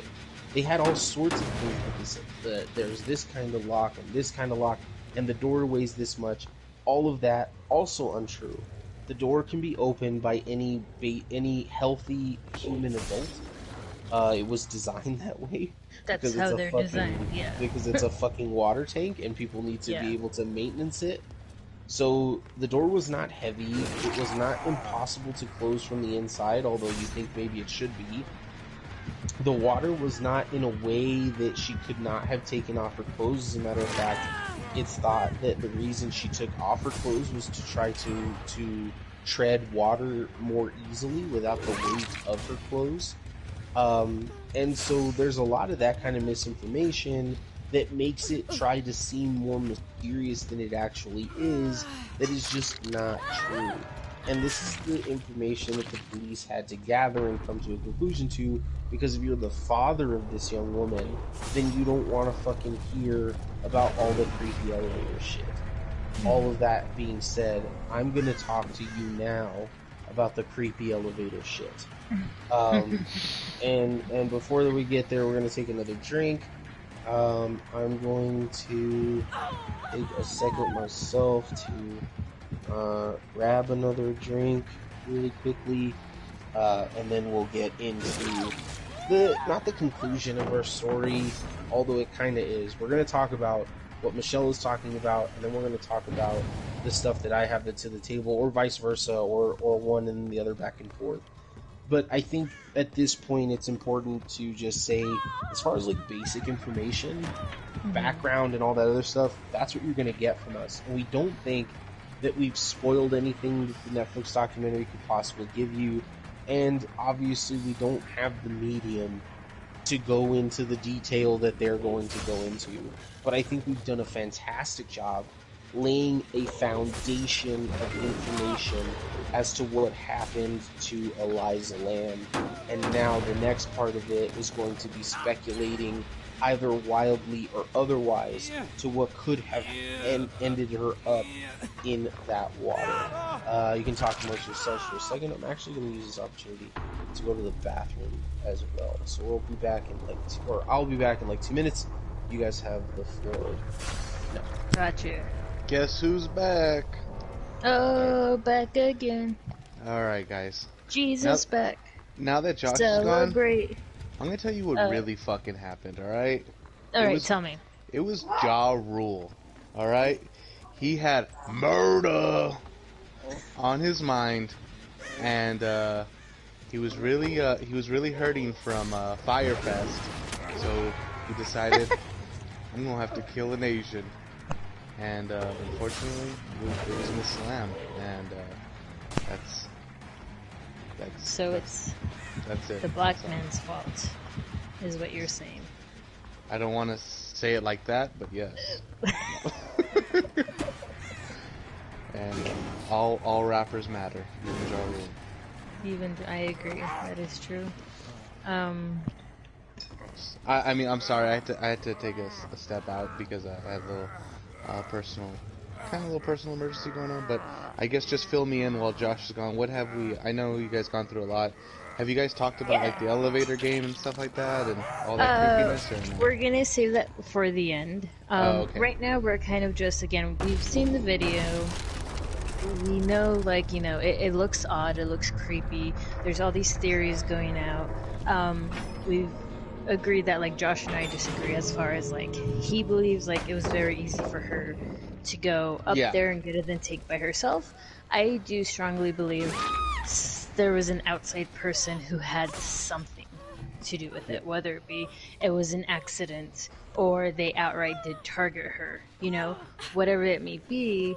I do think there was some outside person that did participate, I guess, in her death Yeah. in some way, or at least in the hiding of her death, whether it be like the whole hotel, an old employee, or just like, it was kind of there by Skid Row, like, one of those Yeah. crackheads, right? But then now we're gonna, I guess, go over like the conspiracies as a whole, because there's some pretty freaking ridiculous one.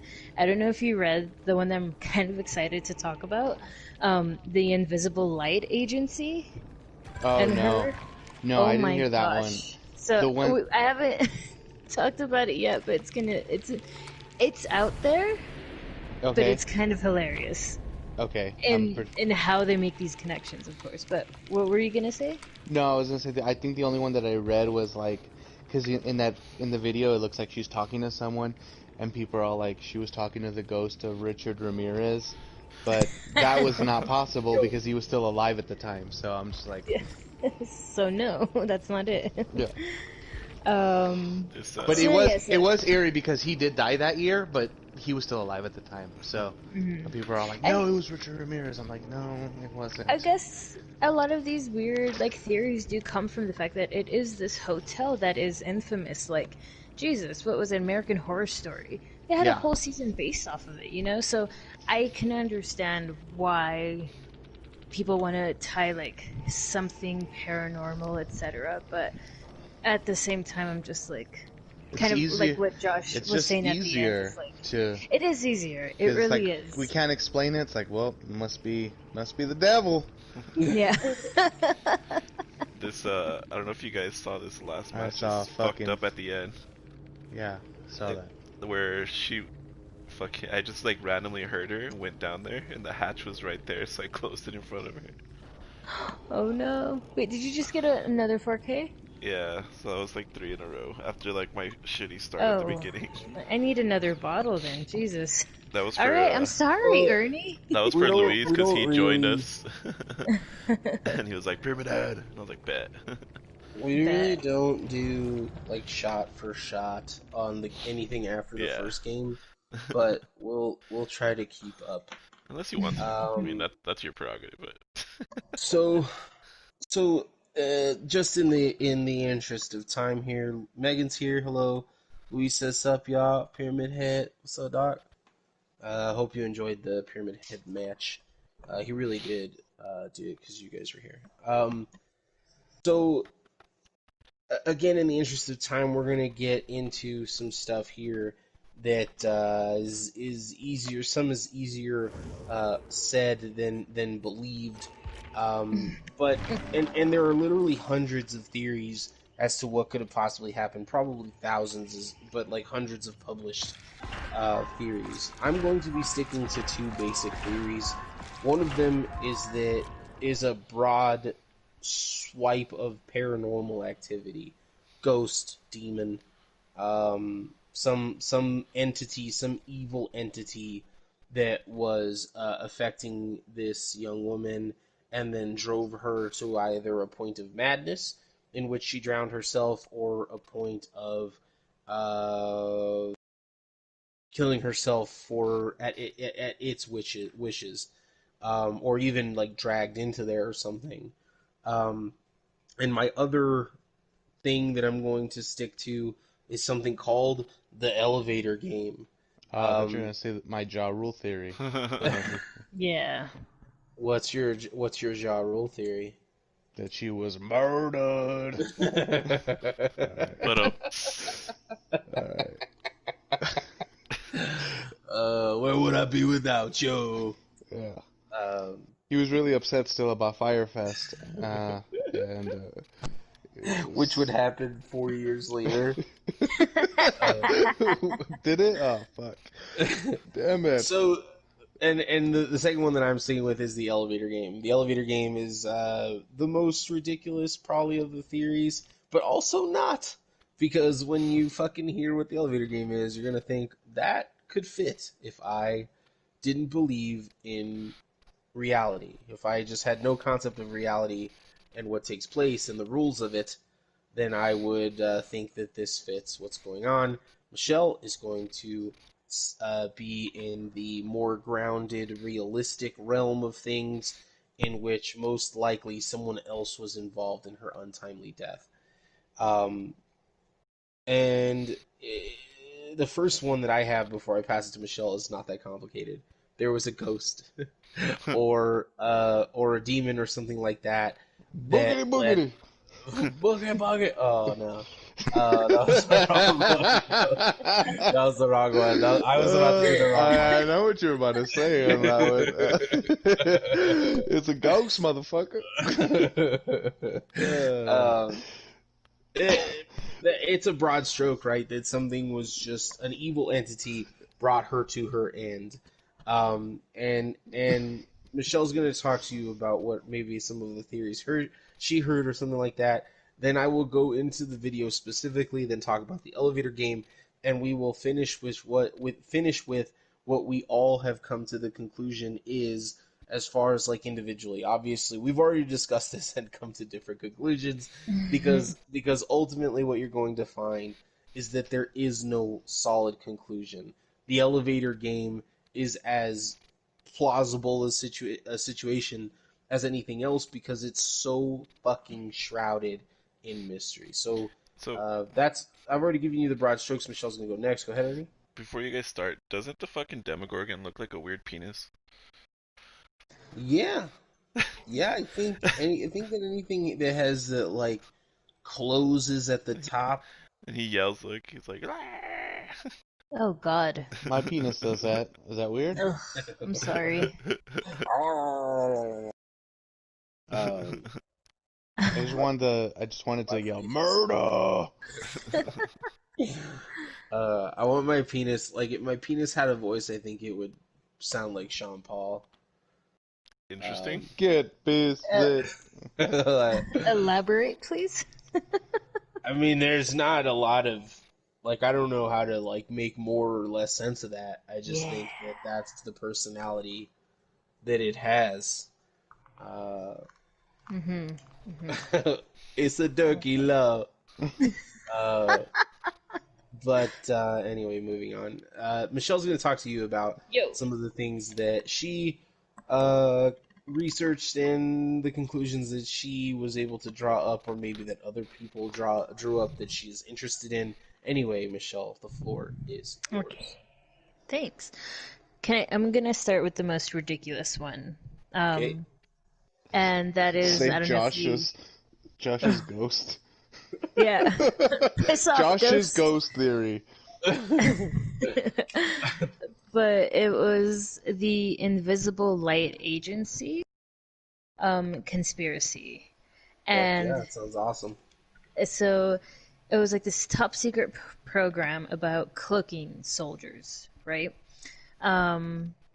According to people who believe this, if you were to go to Google Maps and you search that company, that it would actually pop up inside of the hotel. And this company, according to said theorists, they were working on a cloaking technology.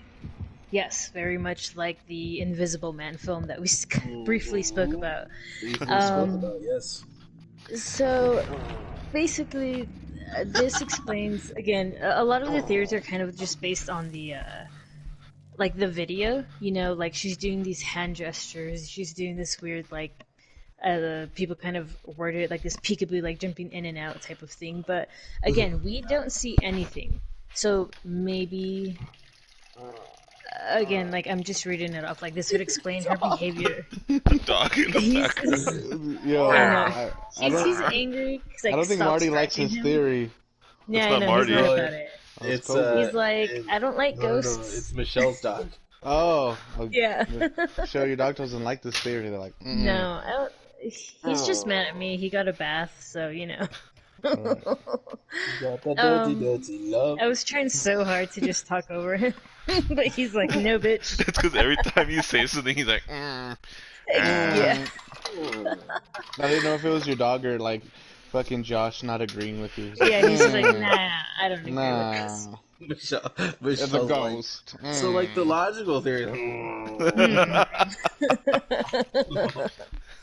like just being like super fucking rude and shit. Oh, that's Talk about Ja Rule again. That's what your dog says. Ja Rule, that's the one. Yeah, Anyways. long story short, this is so ridiculous because of that. So again, fucking invisible, what did I say? Invisible Light Agency. They were working on, you know, cloaking soldiers for a cloaking technology like said movie. And again, as I mentioned, if you were to Google Maps the said agency, it would pop up in the Cecil Hotel. So theory, long story short, goes that she may have seen something, heard something, whatever, and basically the footage you see in the elevator is her responding to like someone who is cloaked, right? And her basically trying to run away from said invisible person, and because she was from out of the country, they didn't want this information of them, like, you know, having said technology to leave like that general area, and they knew she had to go back to Canada, so they killed her. Yeah, and the one thing that they say to kind of really like, yeah, this is it, this is the theory, this is what we stand by, is that if you were to superimpose another person in the elevator footage, when she goes back out and she's doing the hand gestures, that it looks like she's actually getting her hands or her wrists kind of tied together, and she's doing it not knowing that someone's there or not seeing them, but knowing that this exists, right? So of course they found her, so they're tying her wrists, and then when she finally walks away, that means, you know, her wrists were finally bound and they were able to control her, and it's maybe more than like one person who's cloaked, and then they take her away, and that was the next logical step, was to throw her in the water tank. I'm sorry, you said this was the least plausible option? No, this is the It's on. You know, all I'm thinking too is like it's on Skid Row. I'm like, can you just imagine invisible crackheads just running the streets, just fucking holy shit? I mean, do what I like. Who's sucking my dick? Who's sucking my dick for this $20 I got right now? I don't even have crack. You just sucking my dick for free, baby. I mean, they had to test out the cloaks on someone, right? So, hey, Yeah. Skid Just Row. like AIDS, they tested it out. Oh on my god. crackheads. Yeah, jeez. No. That's a pretty. Alright. We're gonna be covering that on the episode. AIDS. So yeah. Ghost and AIDS. This week on Death by Daylight, AIDS and crackheads. If you got 'em, say something in the chat, baby. Alright. Sorry, Michelle, go ahead. No, you're good. So far, But the no- most logical explanation I've heard. No. I said that I'm starting with the least. That's what I meant to say. I was right. gonna No, start I- with the most, like. I mean, I don't know. I They just- did make the movie The Invisible Man, you know, so maybe Scientology was a part of it because they got that one bitch to star in the film. I don't know. It sounds like, again, like, as someone who just wants to have a boyish imagination, I love that story. Like, I got it. absolutely love it. When I first heard it, I dismissed it. I was like, shut the fuck up, stop. But then they kind of did like reel me back in with the whole like, no, imagine when she's doing her hand gestures that someone's like, binding them and blah blah blah. That's blah. the part that fucked me up for sure. The Google Maps like would show up in the hotel, blah blah blah blah. And I'm like, my only Nah, thing nah. about that nah. because people have said like, oh, someone's like chasing her, or but she didn't look like she was like scared. Like I feel like if in the video it seems like she's kind of like playing with the whole situation. Like I feel like if you were getting chased, if that door isn't fucking closing within seconds, like you're running out and you're taking the stairs or something. Like she just was like kind of like playing around or like have like peekaboo or whatever. I don't know. I didn't feel like she was in a threatening position. Yeah, I get okay, you. so I have two more. I'll be really quick, and then can we talk about the game? Yeah, but don't feel like you have to be quick. I just I mean, for the sake of time, I just realized it's midnight. But I mean, they are really, I literally like 2 sentences each. I have it written down, but one little more kind of like, I don't know, is that the LAPD was actually involved. That's why they were being kind of like not that helpful. But and the reason they were involved was something about a snuff film that they kind of basically stole her to like force her to be in, and the LAPD helped cover it up. Again, it's like a seedy hotel in shit, Skid Row, etc. Right? And the hotel itself kind of had this reputation of yes, it would have like the occasional business person going in and out, but besides that, and it's actually not a bad theory. But yeah, that the LAPD they went out there, they searched with the dogs, found nothing, and they quote unquote couldn't get warrants. I like what you said earlier about they checked like the general lobby bathroom and stuff. Like they're like, yeah, she's not in there. no, but that's what they did because they didn't get a warrant.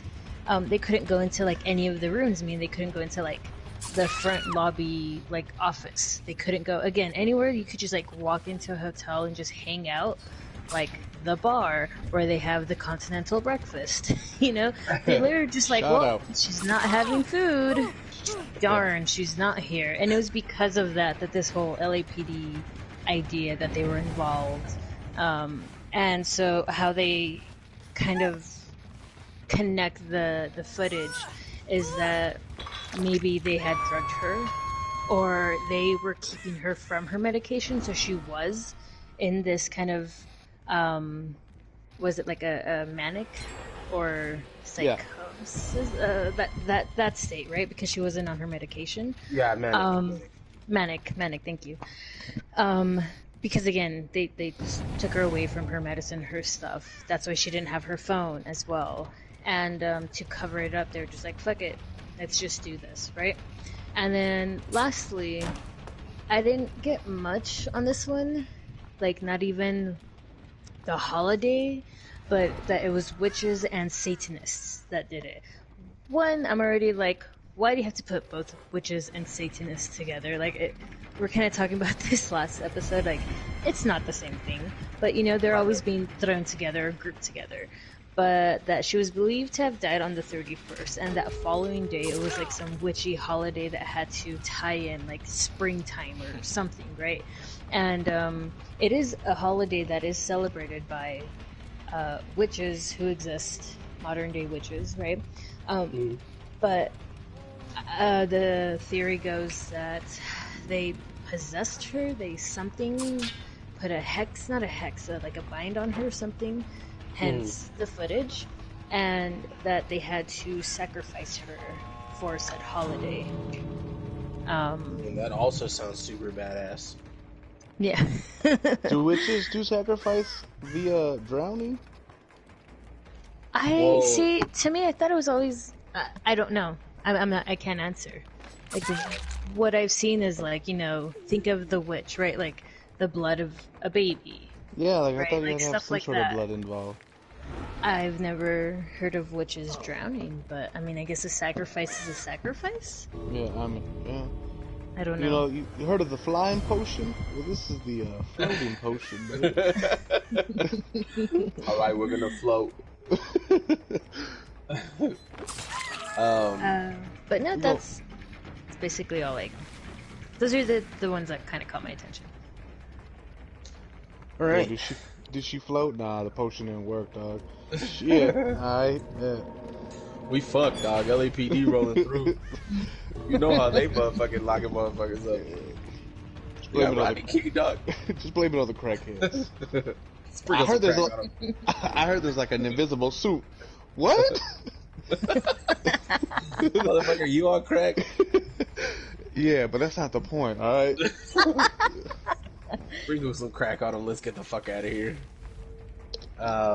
So we're gonna talk about some stuff. If you thought that the fucking Fractured Light Society or whatever was outlandish, then what I'm about to tell you is gonna seem exponentially so.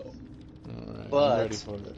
I want to point out some things, or I'm going to point out some things as I talk about it that are going to make it maybe seem not as outlandish, or at least, if you're going to ignore the laws of basic logic and physics inside the physical world, maybe this could be exactly what happened. Ladies and gentlemen, I am talking about the elevator game. The elevator game is something that was presented to the world at first as a creepypasta, but if you don't know what that is, it's a horror Get out, story. Olive Garden. it's a linguine, but it's got spider guts on it. It's a horror story or a myth or a fable, whatever you want to call it, that is birthed on the internet. Creepypastas used to be exclusively for 4chan, but then have made their way out into the world, and many creepypastas now are birthed on a website called Reddit. But the elevator game is from a long, long time ago in internet years, so we're talking maybe 2005 or 6, when 4chan was the shithole of the internet. There was very few places you could sink lower than 4chan, unless you knew how to get into the dark web. Anyway, the elevator game first appeared on there, and many of the creepypastas from that era are thought to be of this ancient magic. Slender Man is a good example. Slender Man started off as a creepypasta, probably created somewhere in the early 2000s, but if you ask today's youth about Slender Man, it's as old as the Boogeyman is. It's as terrifying as the Boogeyman is, like Chupacabra, fucking anything that you want to take from individual cultures that has been around forever. Somehow Slender Man is all of a sudden as scary as those things. The elevator game is in the ranks of things like that because it came from the ancient magic of the internet. Again, not that long ago in actual years, but if you think about how much the internet evolves literally from day to day or month to month, 2004 is a fucking lifetime, several lifetimes ago for the internet. And so you have these things that are considered to be ancient magic. As a matter of fact, Eliza Lamb is so conjoined and connected with the elevator game that if you are to Google the elevator game, the first thing that will come up is not the fucking creepypasta that was originated in 2004. It's not going to take you to 4chan. It's not going to take you to Reddit. The first thing that you're going to see on your screen is a picture of Eliza Lamb. Now, there are people that are going to try to convince you that the elevator game was created as a pairing to the Eliza Lamb story. And I'm here to tell you that just as much as the water tank being impossible to get into, just as much as the roof being inaccessible, those things are untrue. But this also, my friends, is untrue. The elevator game existed before the Eliza Lamb footage came to us in the physical world. And so I beg you to at least consider that these things could possibly be connected. The elevator game now has a lot more attention than it ever did because of Eliza Lamb. And so I'm going to explain to you a little bit about what it is. The elevator game is a ritual, just like anything else that you would call a ritual, that is designed to take you from one dimension to the other. Gun, gun, gun. And there are a lot of steps that go into it, which I'm going to go over a lot of them, not all of them, because it's literally pages and pages of instructions. But the goal here, friends and family, is to get on an elevator, go through all of these instructions, and then when you get off of the elevator, you will be in an alternate dimension. The problem is that everything is going to seem basically normal, and for you to notice things that are different in the dimension that you've come off of is going to take a lot of observation, and there are things that are described specifically that are supposed to let you know that you've now arrived in this different dimension. Okay? So all of that, I realize it's a long walk for a short drink of water, but just stay with me, okay? So the greatest risk as far as the elevator game is concerned is that you're obviously not going to get you're obviously not going to come back if you don't do things exactly right. And so here are the basic steps. Again, there are literally pages of things that are supposed to be done, like, in order to get it exactly right. But this is like the very condensed version of things, okay? Number 1, enter the elevator alone or with your friends but no one else. Do not get out on any floors. If any strangers get onto the elevator, you'll need to start over. Step 2, proceed to the 4th floor. Step 3, descend to the 2nd floor. Step 4, proceed to the 6th floor. Step 5, return to the 2nd floor.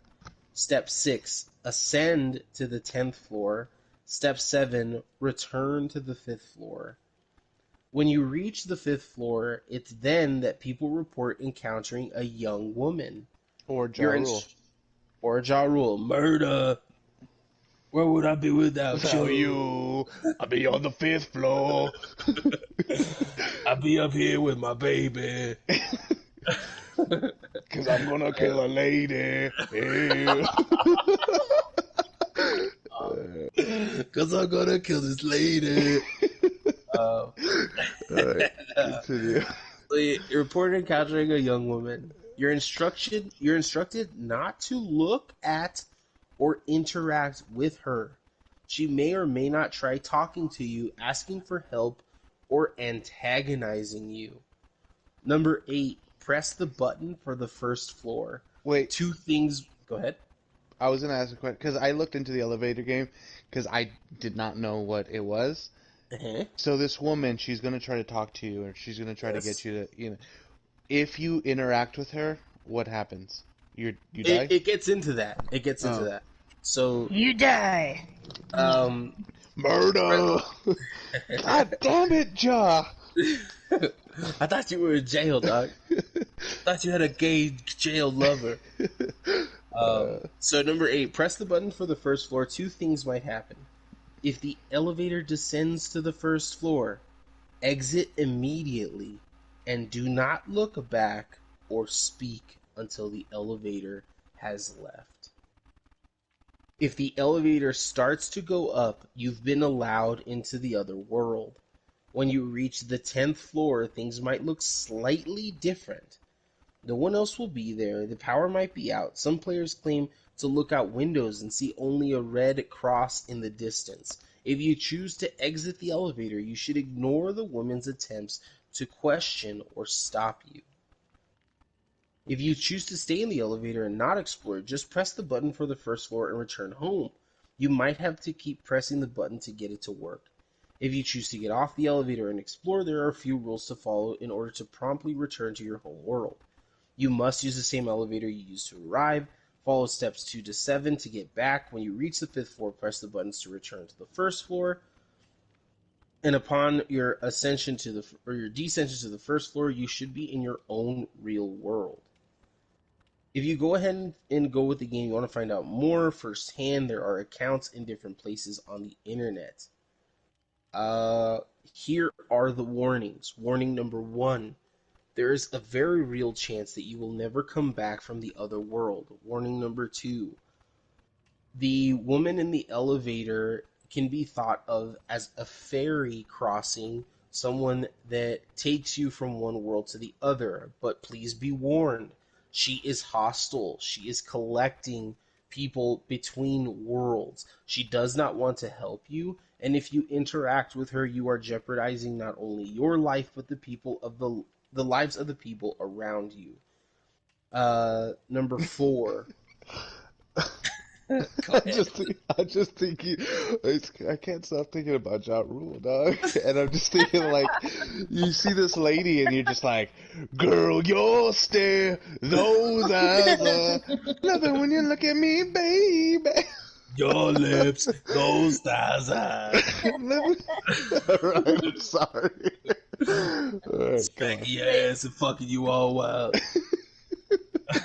God damn that 5th floor woman. Wait, so a question. You said that she collects people, whatever. So interacting with her not just affects you, but others with you, like in the elevator. So again, I thought what I read, it can only be one player, like not even your friends. It specifies that it can be a group of people, but the second a stranger walks into the elevator, it's over. You have to just start over. And how do you know it's a stranger and not this fairy? Like, I'm assuming, of course, if it's like a guy, like a businessman. Alright, fuck, you fucked up our game. She only appears on the 5th floor. And she only appears... that's creepy. She only appears only if you've gone through the other steps. And okay, so if you go through all the steps, right, and no one else, it's just you or you and your group of friends, then you know you're on the right path then, right? But then you just cannot speak to her or interact or anything. Yeah, well, and so they say that the worst part of it is when you try to get off on the final ascension to the 10th floor. Once you get to the 10th floor, that she's gonna become like hysterical, like begging you not to get off, or you trying like to buy this crack, baby. telling you that you could be in danger if you were to exit, all that kind of stuff. And that's when it's supposed to, like, but if you interact with her, it's like over. It's like looking back looking back when Jesus was trying to lead his fucking disciples out, and they look back and they're turned into a pillar of salt, or looking at Medusa, or it's supposed to have that kind of effect, where once you look at her or you interact with her, it's over. Okay. You can't look at her at all? Like, you can't even, like, look at her shoes or anything? Like, yo... It says, do not What look. are those? He can't, what are those, her? It says, do not look or interact with the woman. So there's literally, family, hundreds, probably, of pages dedicated on the internet to the elevator game. This may have been like the original instructions. I probably don't have the original instructions because they've evolved so much. But there's so fucking many different stories, quote-unquote actual testimonial, real-life testimonials. There's a lore that has now been born of why it happens and the history of it and where it comes from. I'm not here to convince you of any of that. I'm here to point out several things that lead me to believe that the elevator game is the most logical conclusion when it comes to Eliza Lamb. The first of those being, why in the god fuck did those elevator doors stay open? Oh my god, that was my biggest question too. Like, any normal elevator, like, it's fucking seconds or anything. Like, it just happened. Like, it just closes, and it fucking stayed open forever. That question, yeah, I had that same question. So that's the hardest question for even for the hospital, for the hotel employees, for the police, for the most skeptical of people that have heard of this and are involved somehow. The part that literally no one can explain, even if they can explain everything else. There's two things actually. But the first thing that they can't explain is why the fuck that elevator door didn't close. So the button pressing sequence has been studied over and over. The first thing that you're going to notice is that it isn't in sequence with the elevator game story. Like she doesn't, hit 1 and then 5 or whatever. But the explanation for that is she was already there. She panicked. She didn't know what was going on. She didn't know how to cancel, and so she just decided she would press every single button because she was freaked out at the possibility of being in another place, in another dimension that she didn't understand. And so the other thing is that you think to yourself, well, in the process of pressing all those buttons, she hit the keep elevator door open button. True. Absolutely a possibility, except that it isn't. The keep elevator door button is very obvious. Like it's super easy to see. And it's super easy to see that she did not press that button. And the other thing is that even if you want to believe that she did press that button, the elevator is open entirely too long for that to be the only explanation of why it stayed open. If she hit that button even twice, the maximum amount of time that we're looking at for those doors to stay open on command is about 40 seconds. What we have is a 3-minute plus video of those fucking doors not closing. So that's the question that if you want to propose a theory, if you want to come to a conclusion, that you have to go through motherfucking me. You have to go through that. You have to go through why didn't the elevators close? Explain to me why the elevators didn't close. And not even a little bit, man. Like, usually when you're on an elevator, like, the elevators will start closing a little bit, and then, like, you'll put your hand out or something to stop the sensor. The door will move, but, or like, something. nothing. There was nothing. It just completely stayed open. It was fucking it was really awkward, yeah. And so that part of things is just completely unexplainable. There isn't even like a technical issue, because you could say like, okay, well, the elevator doors are malfunctioning. Here's the problem with that. Here's the problem. The second that she actually walks away from the elevator, the fucking elevator doors close. So I know for a fact that in the link that we shared under, like, in our description, I know for a fact that it doesn't go long enough for you to see that the doors close, but go look at other versions of the video, longer versions. The second she walks away, like actually takes several steps from the elevator door closes. I actually commented with the one that I watched that's about 4 minutes long. And yeah, you see her walk away, and then you see the door close, and it continues for another maybe like 30 seconds, and you see it stop at the other floors, open really quickly, like you know how it typically would, and then close, move on to the next floor, and you know it's changing floors because you know how floors on hotels, like walls or the tile design is like slightly different, Yeah. right? So you see it changing. So I just commented on that on this. If you want to move it into the description later or whatever, but you see it. I'm watching it right now, And I was like, wait a minute, let me see what happens when it moves to the other floors, because I remember seeing that. And yeah, it opens, waits like not even 4 seconds, then closes, goes to the next floor, opens, 4 seconds, closes. But Jesus Christ, it was open for the entire 3 minutes that she was there. So this is the part that again, even if you want to tell me that I'm, crazy or whatever, you have to get around this hurdle. I'm unscathed. In my theory about this, it makes perfect sense that the elevators stay open. If you want to have a theory that's more grounded in physics and logic, you have to get around this fucking thing. Now, the second thing that you're going to have to get around, and that you're going to have to explain, is what is happening to her fingers. Now, I want you to, if you only watch the video once, watch it 1,000 times like I have. And I guarantee you, not one time in those 1,000 times of watching will you be less unsettled by what's going on with her hands.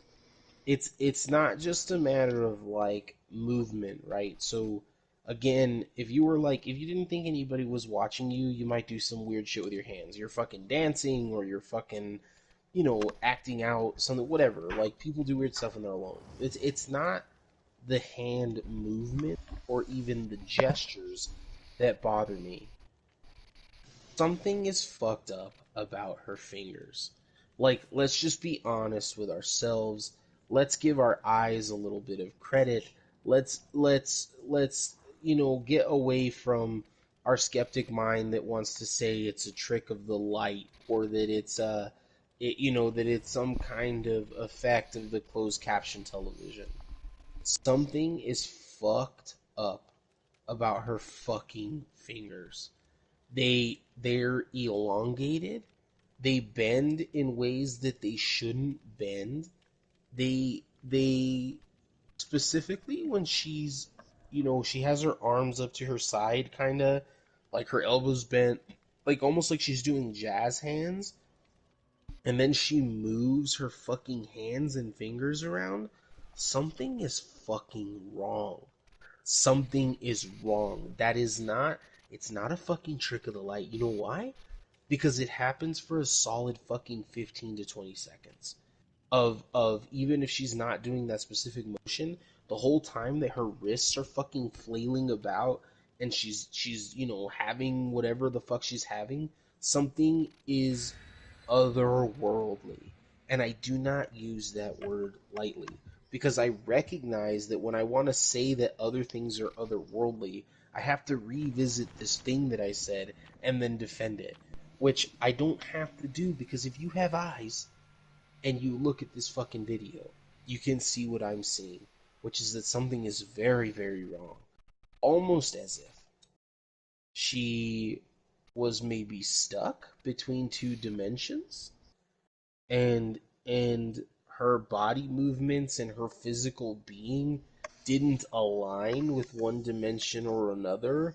Like, she was being maybe pulled apart, or maybe she was having a malfunction of the physical entity that may happen if someone were to travel between dimensions. There might be a lot of explanations, but none of them sounds more logical to me than something is wrong. I don't know Oh how else to say shit. that. Like what? I'm watching the video right now. I'm looking at her hands. Dude, It's something is fucking weird. wrong. Yeah. Something is wrong. Like something is so, like, there's a saying, and it's because it was done. I think it was in Congress, where they were talking about pornography, and how do we even put laws on pornography. And one of the senators asked the other, he says, tell me what pornography is to you. Like, tell me how you even define pornography. And the other senator replies, I can't define what pornography is, but I can tell you this. When you see it, you know that You it's know. pornography. And I'm telling you, family, I may not be able to describe when something is paranormal or something is wrong or give you a definition. What I can tell you is I know something fucked up when I see it. And this is fucked up. Something is wrong. Something is unexplainable. Something is outside of our realm of understanding. And this is it. And so for me, does the elevator game like let's go back to serious Josh for a second. Is the elevator game something that again that I would go to her grieving family and I'm like, you guys have heard about the fucking elevator game, right? Like that's definitely what happened to your daughter. No, I'm not so removed from reality that would be, something that I would bring up in a serious conversation about what happened to this woman. But what I can tell you, and what I can say with confidence, is that first of all, nobody knows what happened to her. If we know nothing else, we know for certain that nobody knows what happened to her. That no one alive knows what happened to her, except for maybe someone that did something to her that got away with it, which would be unfortunate, right? But that's the only person on the planet that would know what actually happened to her. And the second thing that I'm going to say in my defense is that there are mysteries in the world that we cannot and will not ever be able to explain. We've only seen 10% of the ocean. 10%, think about that. We've discovered parts of the ocean that are considered undiscoverable because they're black. It's so deep that it's fucking black there. It's uninhabitable to what we would understand as normal carbon-based life. Yet things live down there. And more than that, that's only 10% of the way down. There's 90% that we don't know. And you have to believe that holds true for different things in the world. There are things in the world that will take more than the human race has from the beginning of time until when the human race is gone. It will take more than that time to understand. And therefore, there are things that we will never, ever, ever, ever fucking understand. There is mystery in this world. It exists. It's out there. There are things that are completely inexplicable. Why can't this be one of those things?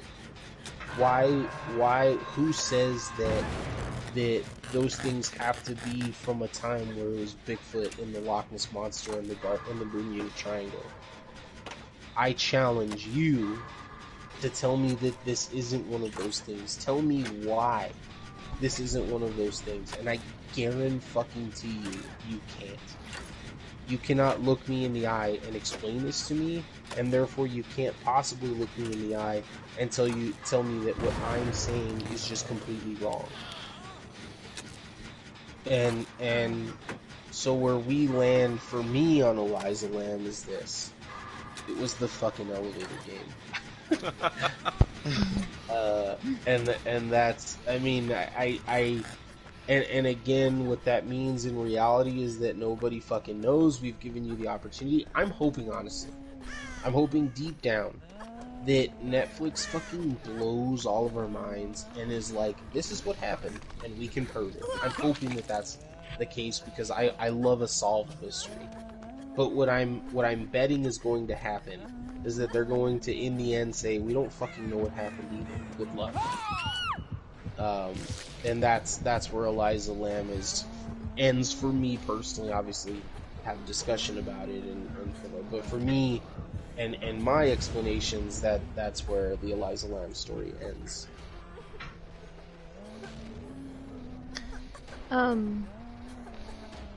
Good point. I'm Good solid terrified. point. Not terrified. It's just, again, like I mentioned, like I messaged the group and I was just like so overwhelmed because like everything was just being thrown at me at the same time, and I'm like, oh my gosh, like it was a lot for me to take in. And again, a lot of people basically said what you said, like just over and over again. And it's like people were arguing, like I was reading comments like, well, what about this? And they're like, well, explain the doors, you know, well, what about this? Well, explain her hands. Well, what about this? And the one thing, I was watching the video as you were speaking, which just made it that much more terrifying. Yeah, that's what I was doing too. I was like, oh And shit. if you look at the one that if you can like copy and paste the one I put in the comments, at the, let me see, the like, go to the 11 mark, and by like between 12 and 13 seconds, you see the door actually try to close, but then it opens again. Like it barely moves an inch, and it's like, nah, and it opens, right? And this is after she's already standing back on the wall, away from the notice that. buttons. And that's when she kind of like steps to it, kind of peeks out, and then says "fuck it" and just like hops out. And the more I watch it, the more I'm just like, what Oh shit. the so it's like, what is happening? Yeah, it's like a glitch in the matrix. Like again, kind of what Josh was saying. Like she's stuck. It's stuck. They're stuck in between two something. You know, I don't know. But yeah, and again, if you watch like after that, you see it move to the next floor, and it just fucking closes after like 3 seconds, and it goes to the next floor, 3 seconds, close again, and I don't know. Josh, you tell me. It's invisible people in cloaks. Invisible, meth heads, by the way, Eliza Lamb, documentary on Netflix. What also is on Netflix? Firefest. Ja Rule, Firefest. That guy that sucked that other guy's dick and then got famous for it. Boom. Mm-hmm. So, you guys, we dropped facts. You guys come up with your own conclusion, alright? So, I also didn't know, I was reading the comments as well. I didn't know, again, been reading all fucking, like, the past 3 days. I thought this was released after they found the body. Like, in hopes of, like, someone had information, right? It was not. It was actually released 8 days before they found her. What? Why did that just creep me out even more? Yeah. Wait, what? Yeah. I seriously thought they released this because they did. They made a statement like, hey, we're releasing this because we need help. We don't know what happened. Releasing what, though? What? The video. The video? Yes. And when did they actually release it? I thought it was after they found her. It was not. It was 8 days before they found her body. Holy shit. Holy shit. I just got Yeah, the you're right. heebie-jeebies. I'm not 100% sure why, but that makes it worse. For, like, It does. For sure. It does. It really fucking does. So here's another question for you, Josh. Mm-hmm. Would you play the elevator game? That was my next question too. I'd like to say again that like I'm not only like a logical enough person, but like a brave enough person to be like, this is beneath me to be upset by whatever's happening here, because I know that nothing could possibly happen, you know, but I don't fuck with shit like that. I'm not the kid that said Bloody Mary in the mirror, because I was just like what if, dude? What if I'm wrong? Like, the worst that could happen if I'm wrong and I don't say it is that I don't get killed by Bloody Mary. The worst thing that could happen if I'm wrong and I do it is that I'm going to be drugged to hell. So, like, it just doesn't make sense to me to, like tempt Even fate. attempt, yeah. So I just couldn't. It sounds so fucking creepy to me. Here's the thing. I fucking hate elevators. Like, I just, like, I'm super claustrophobic, so I just wouldn't be able to stay on an elevator that long anyway. But even if I could and all of that wasn't a factor, it just sounds so fucking creepy that, like, if the girl walked in on the 5th floor, dude, I'd be done. Like, not just in that moment, my whole life would be over. Like, I would never get over that moment. I'd be like, well, so shit's fucked up, the devil's real, extra dimensions exist, like, there's no reason to live anymore, like, that's where my mind would go. So, like, I don't know, I don't think that I would. I don't think that I would take that fucking risk that my brain is gonna explode. Do you still have the steps in front of you? No, I but have I mean, those. After she gets on the 5th floor, how many more floors and steps do you have to go through? I think it's When- 3. I think it's 3. So yeah, I wonder if or when she gets on, if there is like a shift, I guess you could say, in that parallel universe, where no one else can like fuck that up for you. Where like if someone was like on the 3rd floor or something like that, and they hit, to get on the elevator, like that, there's just no way, like you're already in too deep. Or can someone fuck it up and then they're just like, yeah, who's this creepy bitch in here? Like, and just like make a joke or whatever, and like just get off. Like, oh, like. Rob Gronkowski. He's like, "What's up, bitch? You Yo, look pretty weird, but I still fucking get it." You know what I'm saying? you got a Lego face? Let me just drop that real quick. You already know what my favorite number is. She knows. It's 69. Yeah, I mean, again, like... oh yeah, shit! Sorry, I just reread the things. I thought once you see her on the 5th floor, right? Don't interact with her. The next step is to push the button for the 1st floor. So if the elevator descends to the 1st floor, just fucking exit and don't look back. Like you're basically, it was like her saying, "Nah, you're not allowed." Right? Let's just say her. right? But if it goes up, even though you pushed 1 or 1st floor, then you've been allowed to. Okay. So I guess like it all depends from the moment that you reach the 5th floor, she appears, and your lack of interaction with her, right? I guess maybe it's up to her. Just someone gets on in the 8th and goes up there with you. Like, what the fuck? Where the fuck are we? The elevator said it was going down. What's this Red Cross? I was only trying to get some ice on the 3rd floor, man. What the fuck? I don't like this, baby. Why is Ja Rule here? Why isn't he saying anything to me? Dog, you're my favorite rapper of the early 2000s. Sign my hat, man. Sign my hat, Ja. Loved you in the Fast and the Furious movie. I wish this was a fucking part of, like, fucking Scary Movie. They could fucking just make fun of something like this.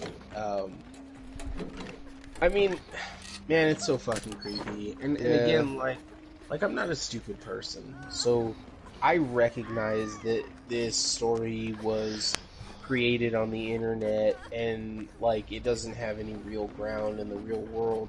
I recognize that what happened to this poor young woman probably happened completely separate and of no consequence to the other thing. But that being said, I cannot fucking help but be creeped out. I don't say this lightly, and I have no reason to lie to you good people. The whole time that I've been talking about it, I've been getting, like, series of chills, like, up and down my spine, because I really am creeped out about it. It's very unsettling. The whole thing is unsettling for me to imagine it's 2013, and I'm in college still, even though... No, actually, that would have been my first year, my 4th year of college. So I would have been, like, going into my quote-unquote senior year. Get Lucky by Daft Punk is on. Wake Me Up by Avicii is the #1 song in the country. And I already know about the elevator game from fucking 6-7 years earlier. I knew about the elevator game already. And then I see this video. Because that's exactly what happened. I already knew about the elevator game. I already knew that this thing existed. And then I saw this video. And it creeped me the fuck out for that reason. The first thing that I thought when I saw the Eliza Lamb video, the first thing that some of my friends thought when they saw the Eliza Lamb video with me was, hey, the fucking elevator game. Creeps me the fuck out, man. Just like Cinnamon, I'll never... Honestly, it makes me uneasy because I will 100% admit that going into this episode, I was just like, I was thinking, she had probably a manic episode, something happened with her thing, and she might have, killed herself or something, or something like what Michelle was saying, like she could have been killed or something like that. All of the whole like demonic possession and the elevator game, honestly, I dismissed it a lot, and then now just talking about it more, looking at that longer video, it's like, oh fuck, like I don't know, like now I'm second thinking about it, and it just makes it really creepy. So, good shit on your guys' part for really opening my eyes for that. Thank you. But anyway, it was Jaw. It was fucking Jaw. It was John. He was mesmerizing. You know what I'm saying? No, I think that when my job is done, if there's even a hair of doubt, if there's even a monochrome of uncertainty about what you thought was or could have happened, that's it for me. That's good enough. That was my goal to begin with. It's my goal with a lot of these things. I don't want to convince you that ghosts are real or that witches are real or that whatever. I don't even want to convince you when we have movie episodes. I don't even want to convince you that what I think about the movie is correct. I just want you to doubt for a half a second that what you think may not be correct. And I want to do that because I believe that a skeptic spirit lives in all of us, and it's very important. It's what keeps us safe. It's what keeps us alive, is to constantly doubt what we think we know. And what I thought that I knew about this young lady is that the elevator game happened. Now there's a lot of evidence that says it's obviously not the elevator game. I'm willing to accept that reality, but I don't want other people to just dismiss that something extraordinary or otherworldly happened in this instance. And so ends the tale I'm gonna be of fucking pissed if after this episode Netflix drops it and they're like, yeah, here's all these other videos, and like, here's her getting this and this is what's going on. I'm like, motherfucker. here's her going down the hall and getting ice cream with the guy that she was clearly playing hide and seek with. Yeah. So like, here's her An opening the interpretive tank dance. and just I jumping in. Like, all right, cool. Like, where the fuck was all of this years ago? Cool. Netflix. No doubt. It's like, us Netflix, we've owned the rights for years. We've been planting this shit for a long time now. They use my testimony. They pull up my YouTube username and shit, and they're like, this fucking idiot thought it was something called the elevator game. By the way, after this documentary, watch the Fire Ja Rule. Festival. Or like you live. look like she's in she leaves the elevator and Ja Rule's just there with her. What would I be without Joe? You. All right, well. Baby girl, put it on me. Well, fellas, ladies, lady, whatever y'all want to identify as tonight. I have to be at work in literally a few hours, so I am bidding you adieu. All right, baby. Good night and goodbye. Bang. Boom. Peace. Calm down, Kenny. Bye. All right. I mean, that was basically the end for us anyway. It was Ja Rule. I'm out. Fuck the free world. 313. All right, but for real, guys, it was nice talking to you all tonight, but I gotta be at work in like literally Peace. 5 hours. Bye, ladies. Bye. Later, brother.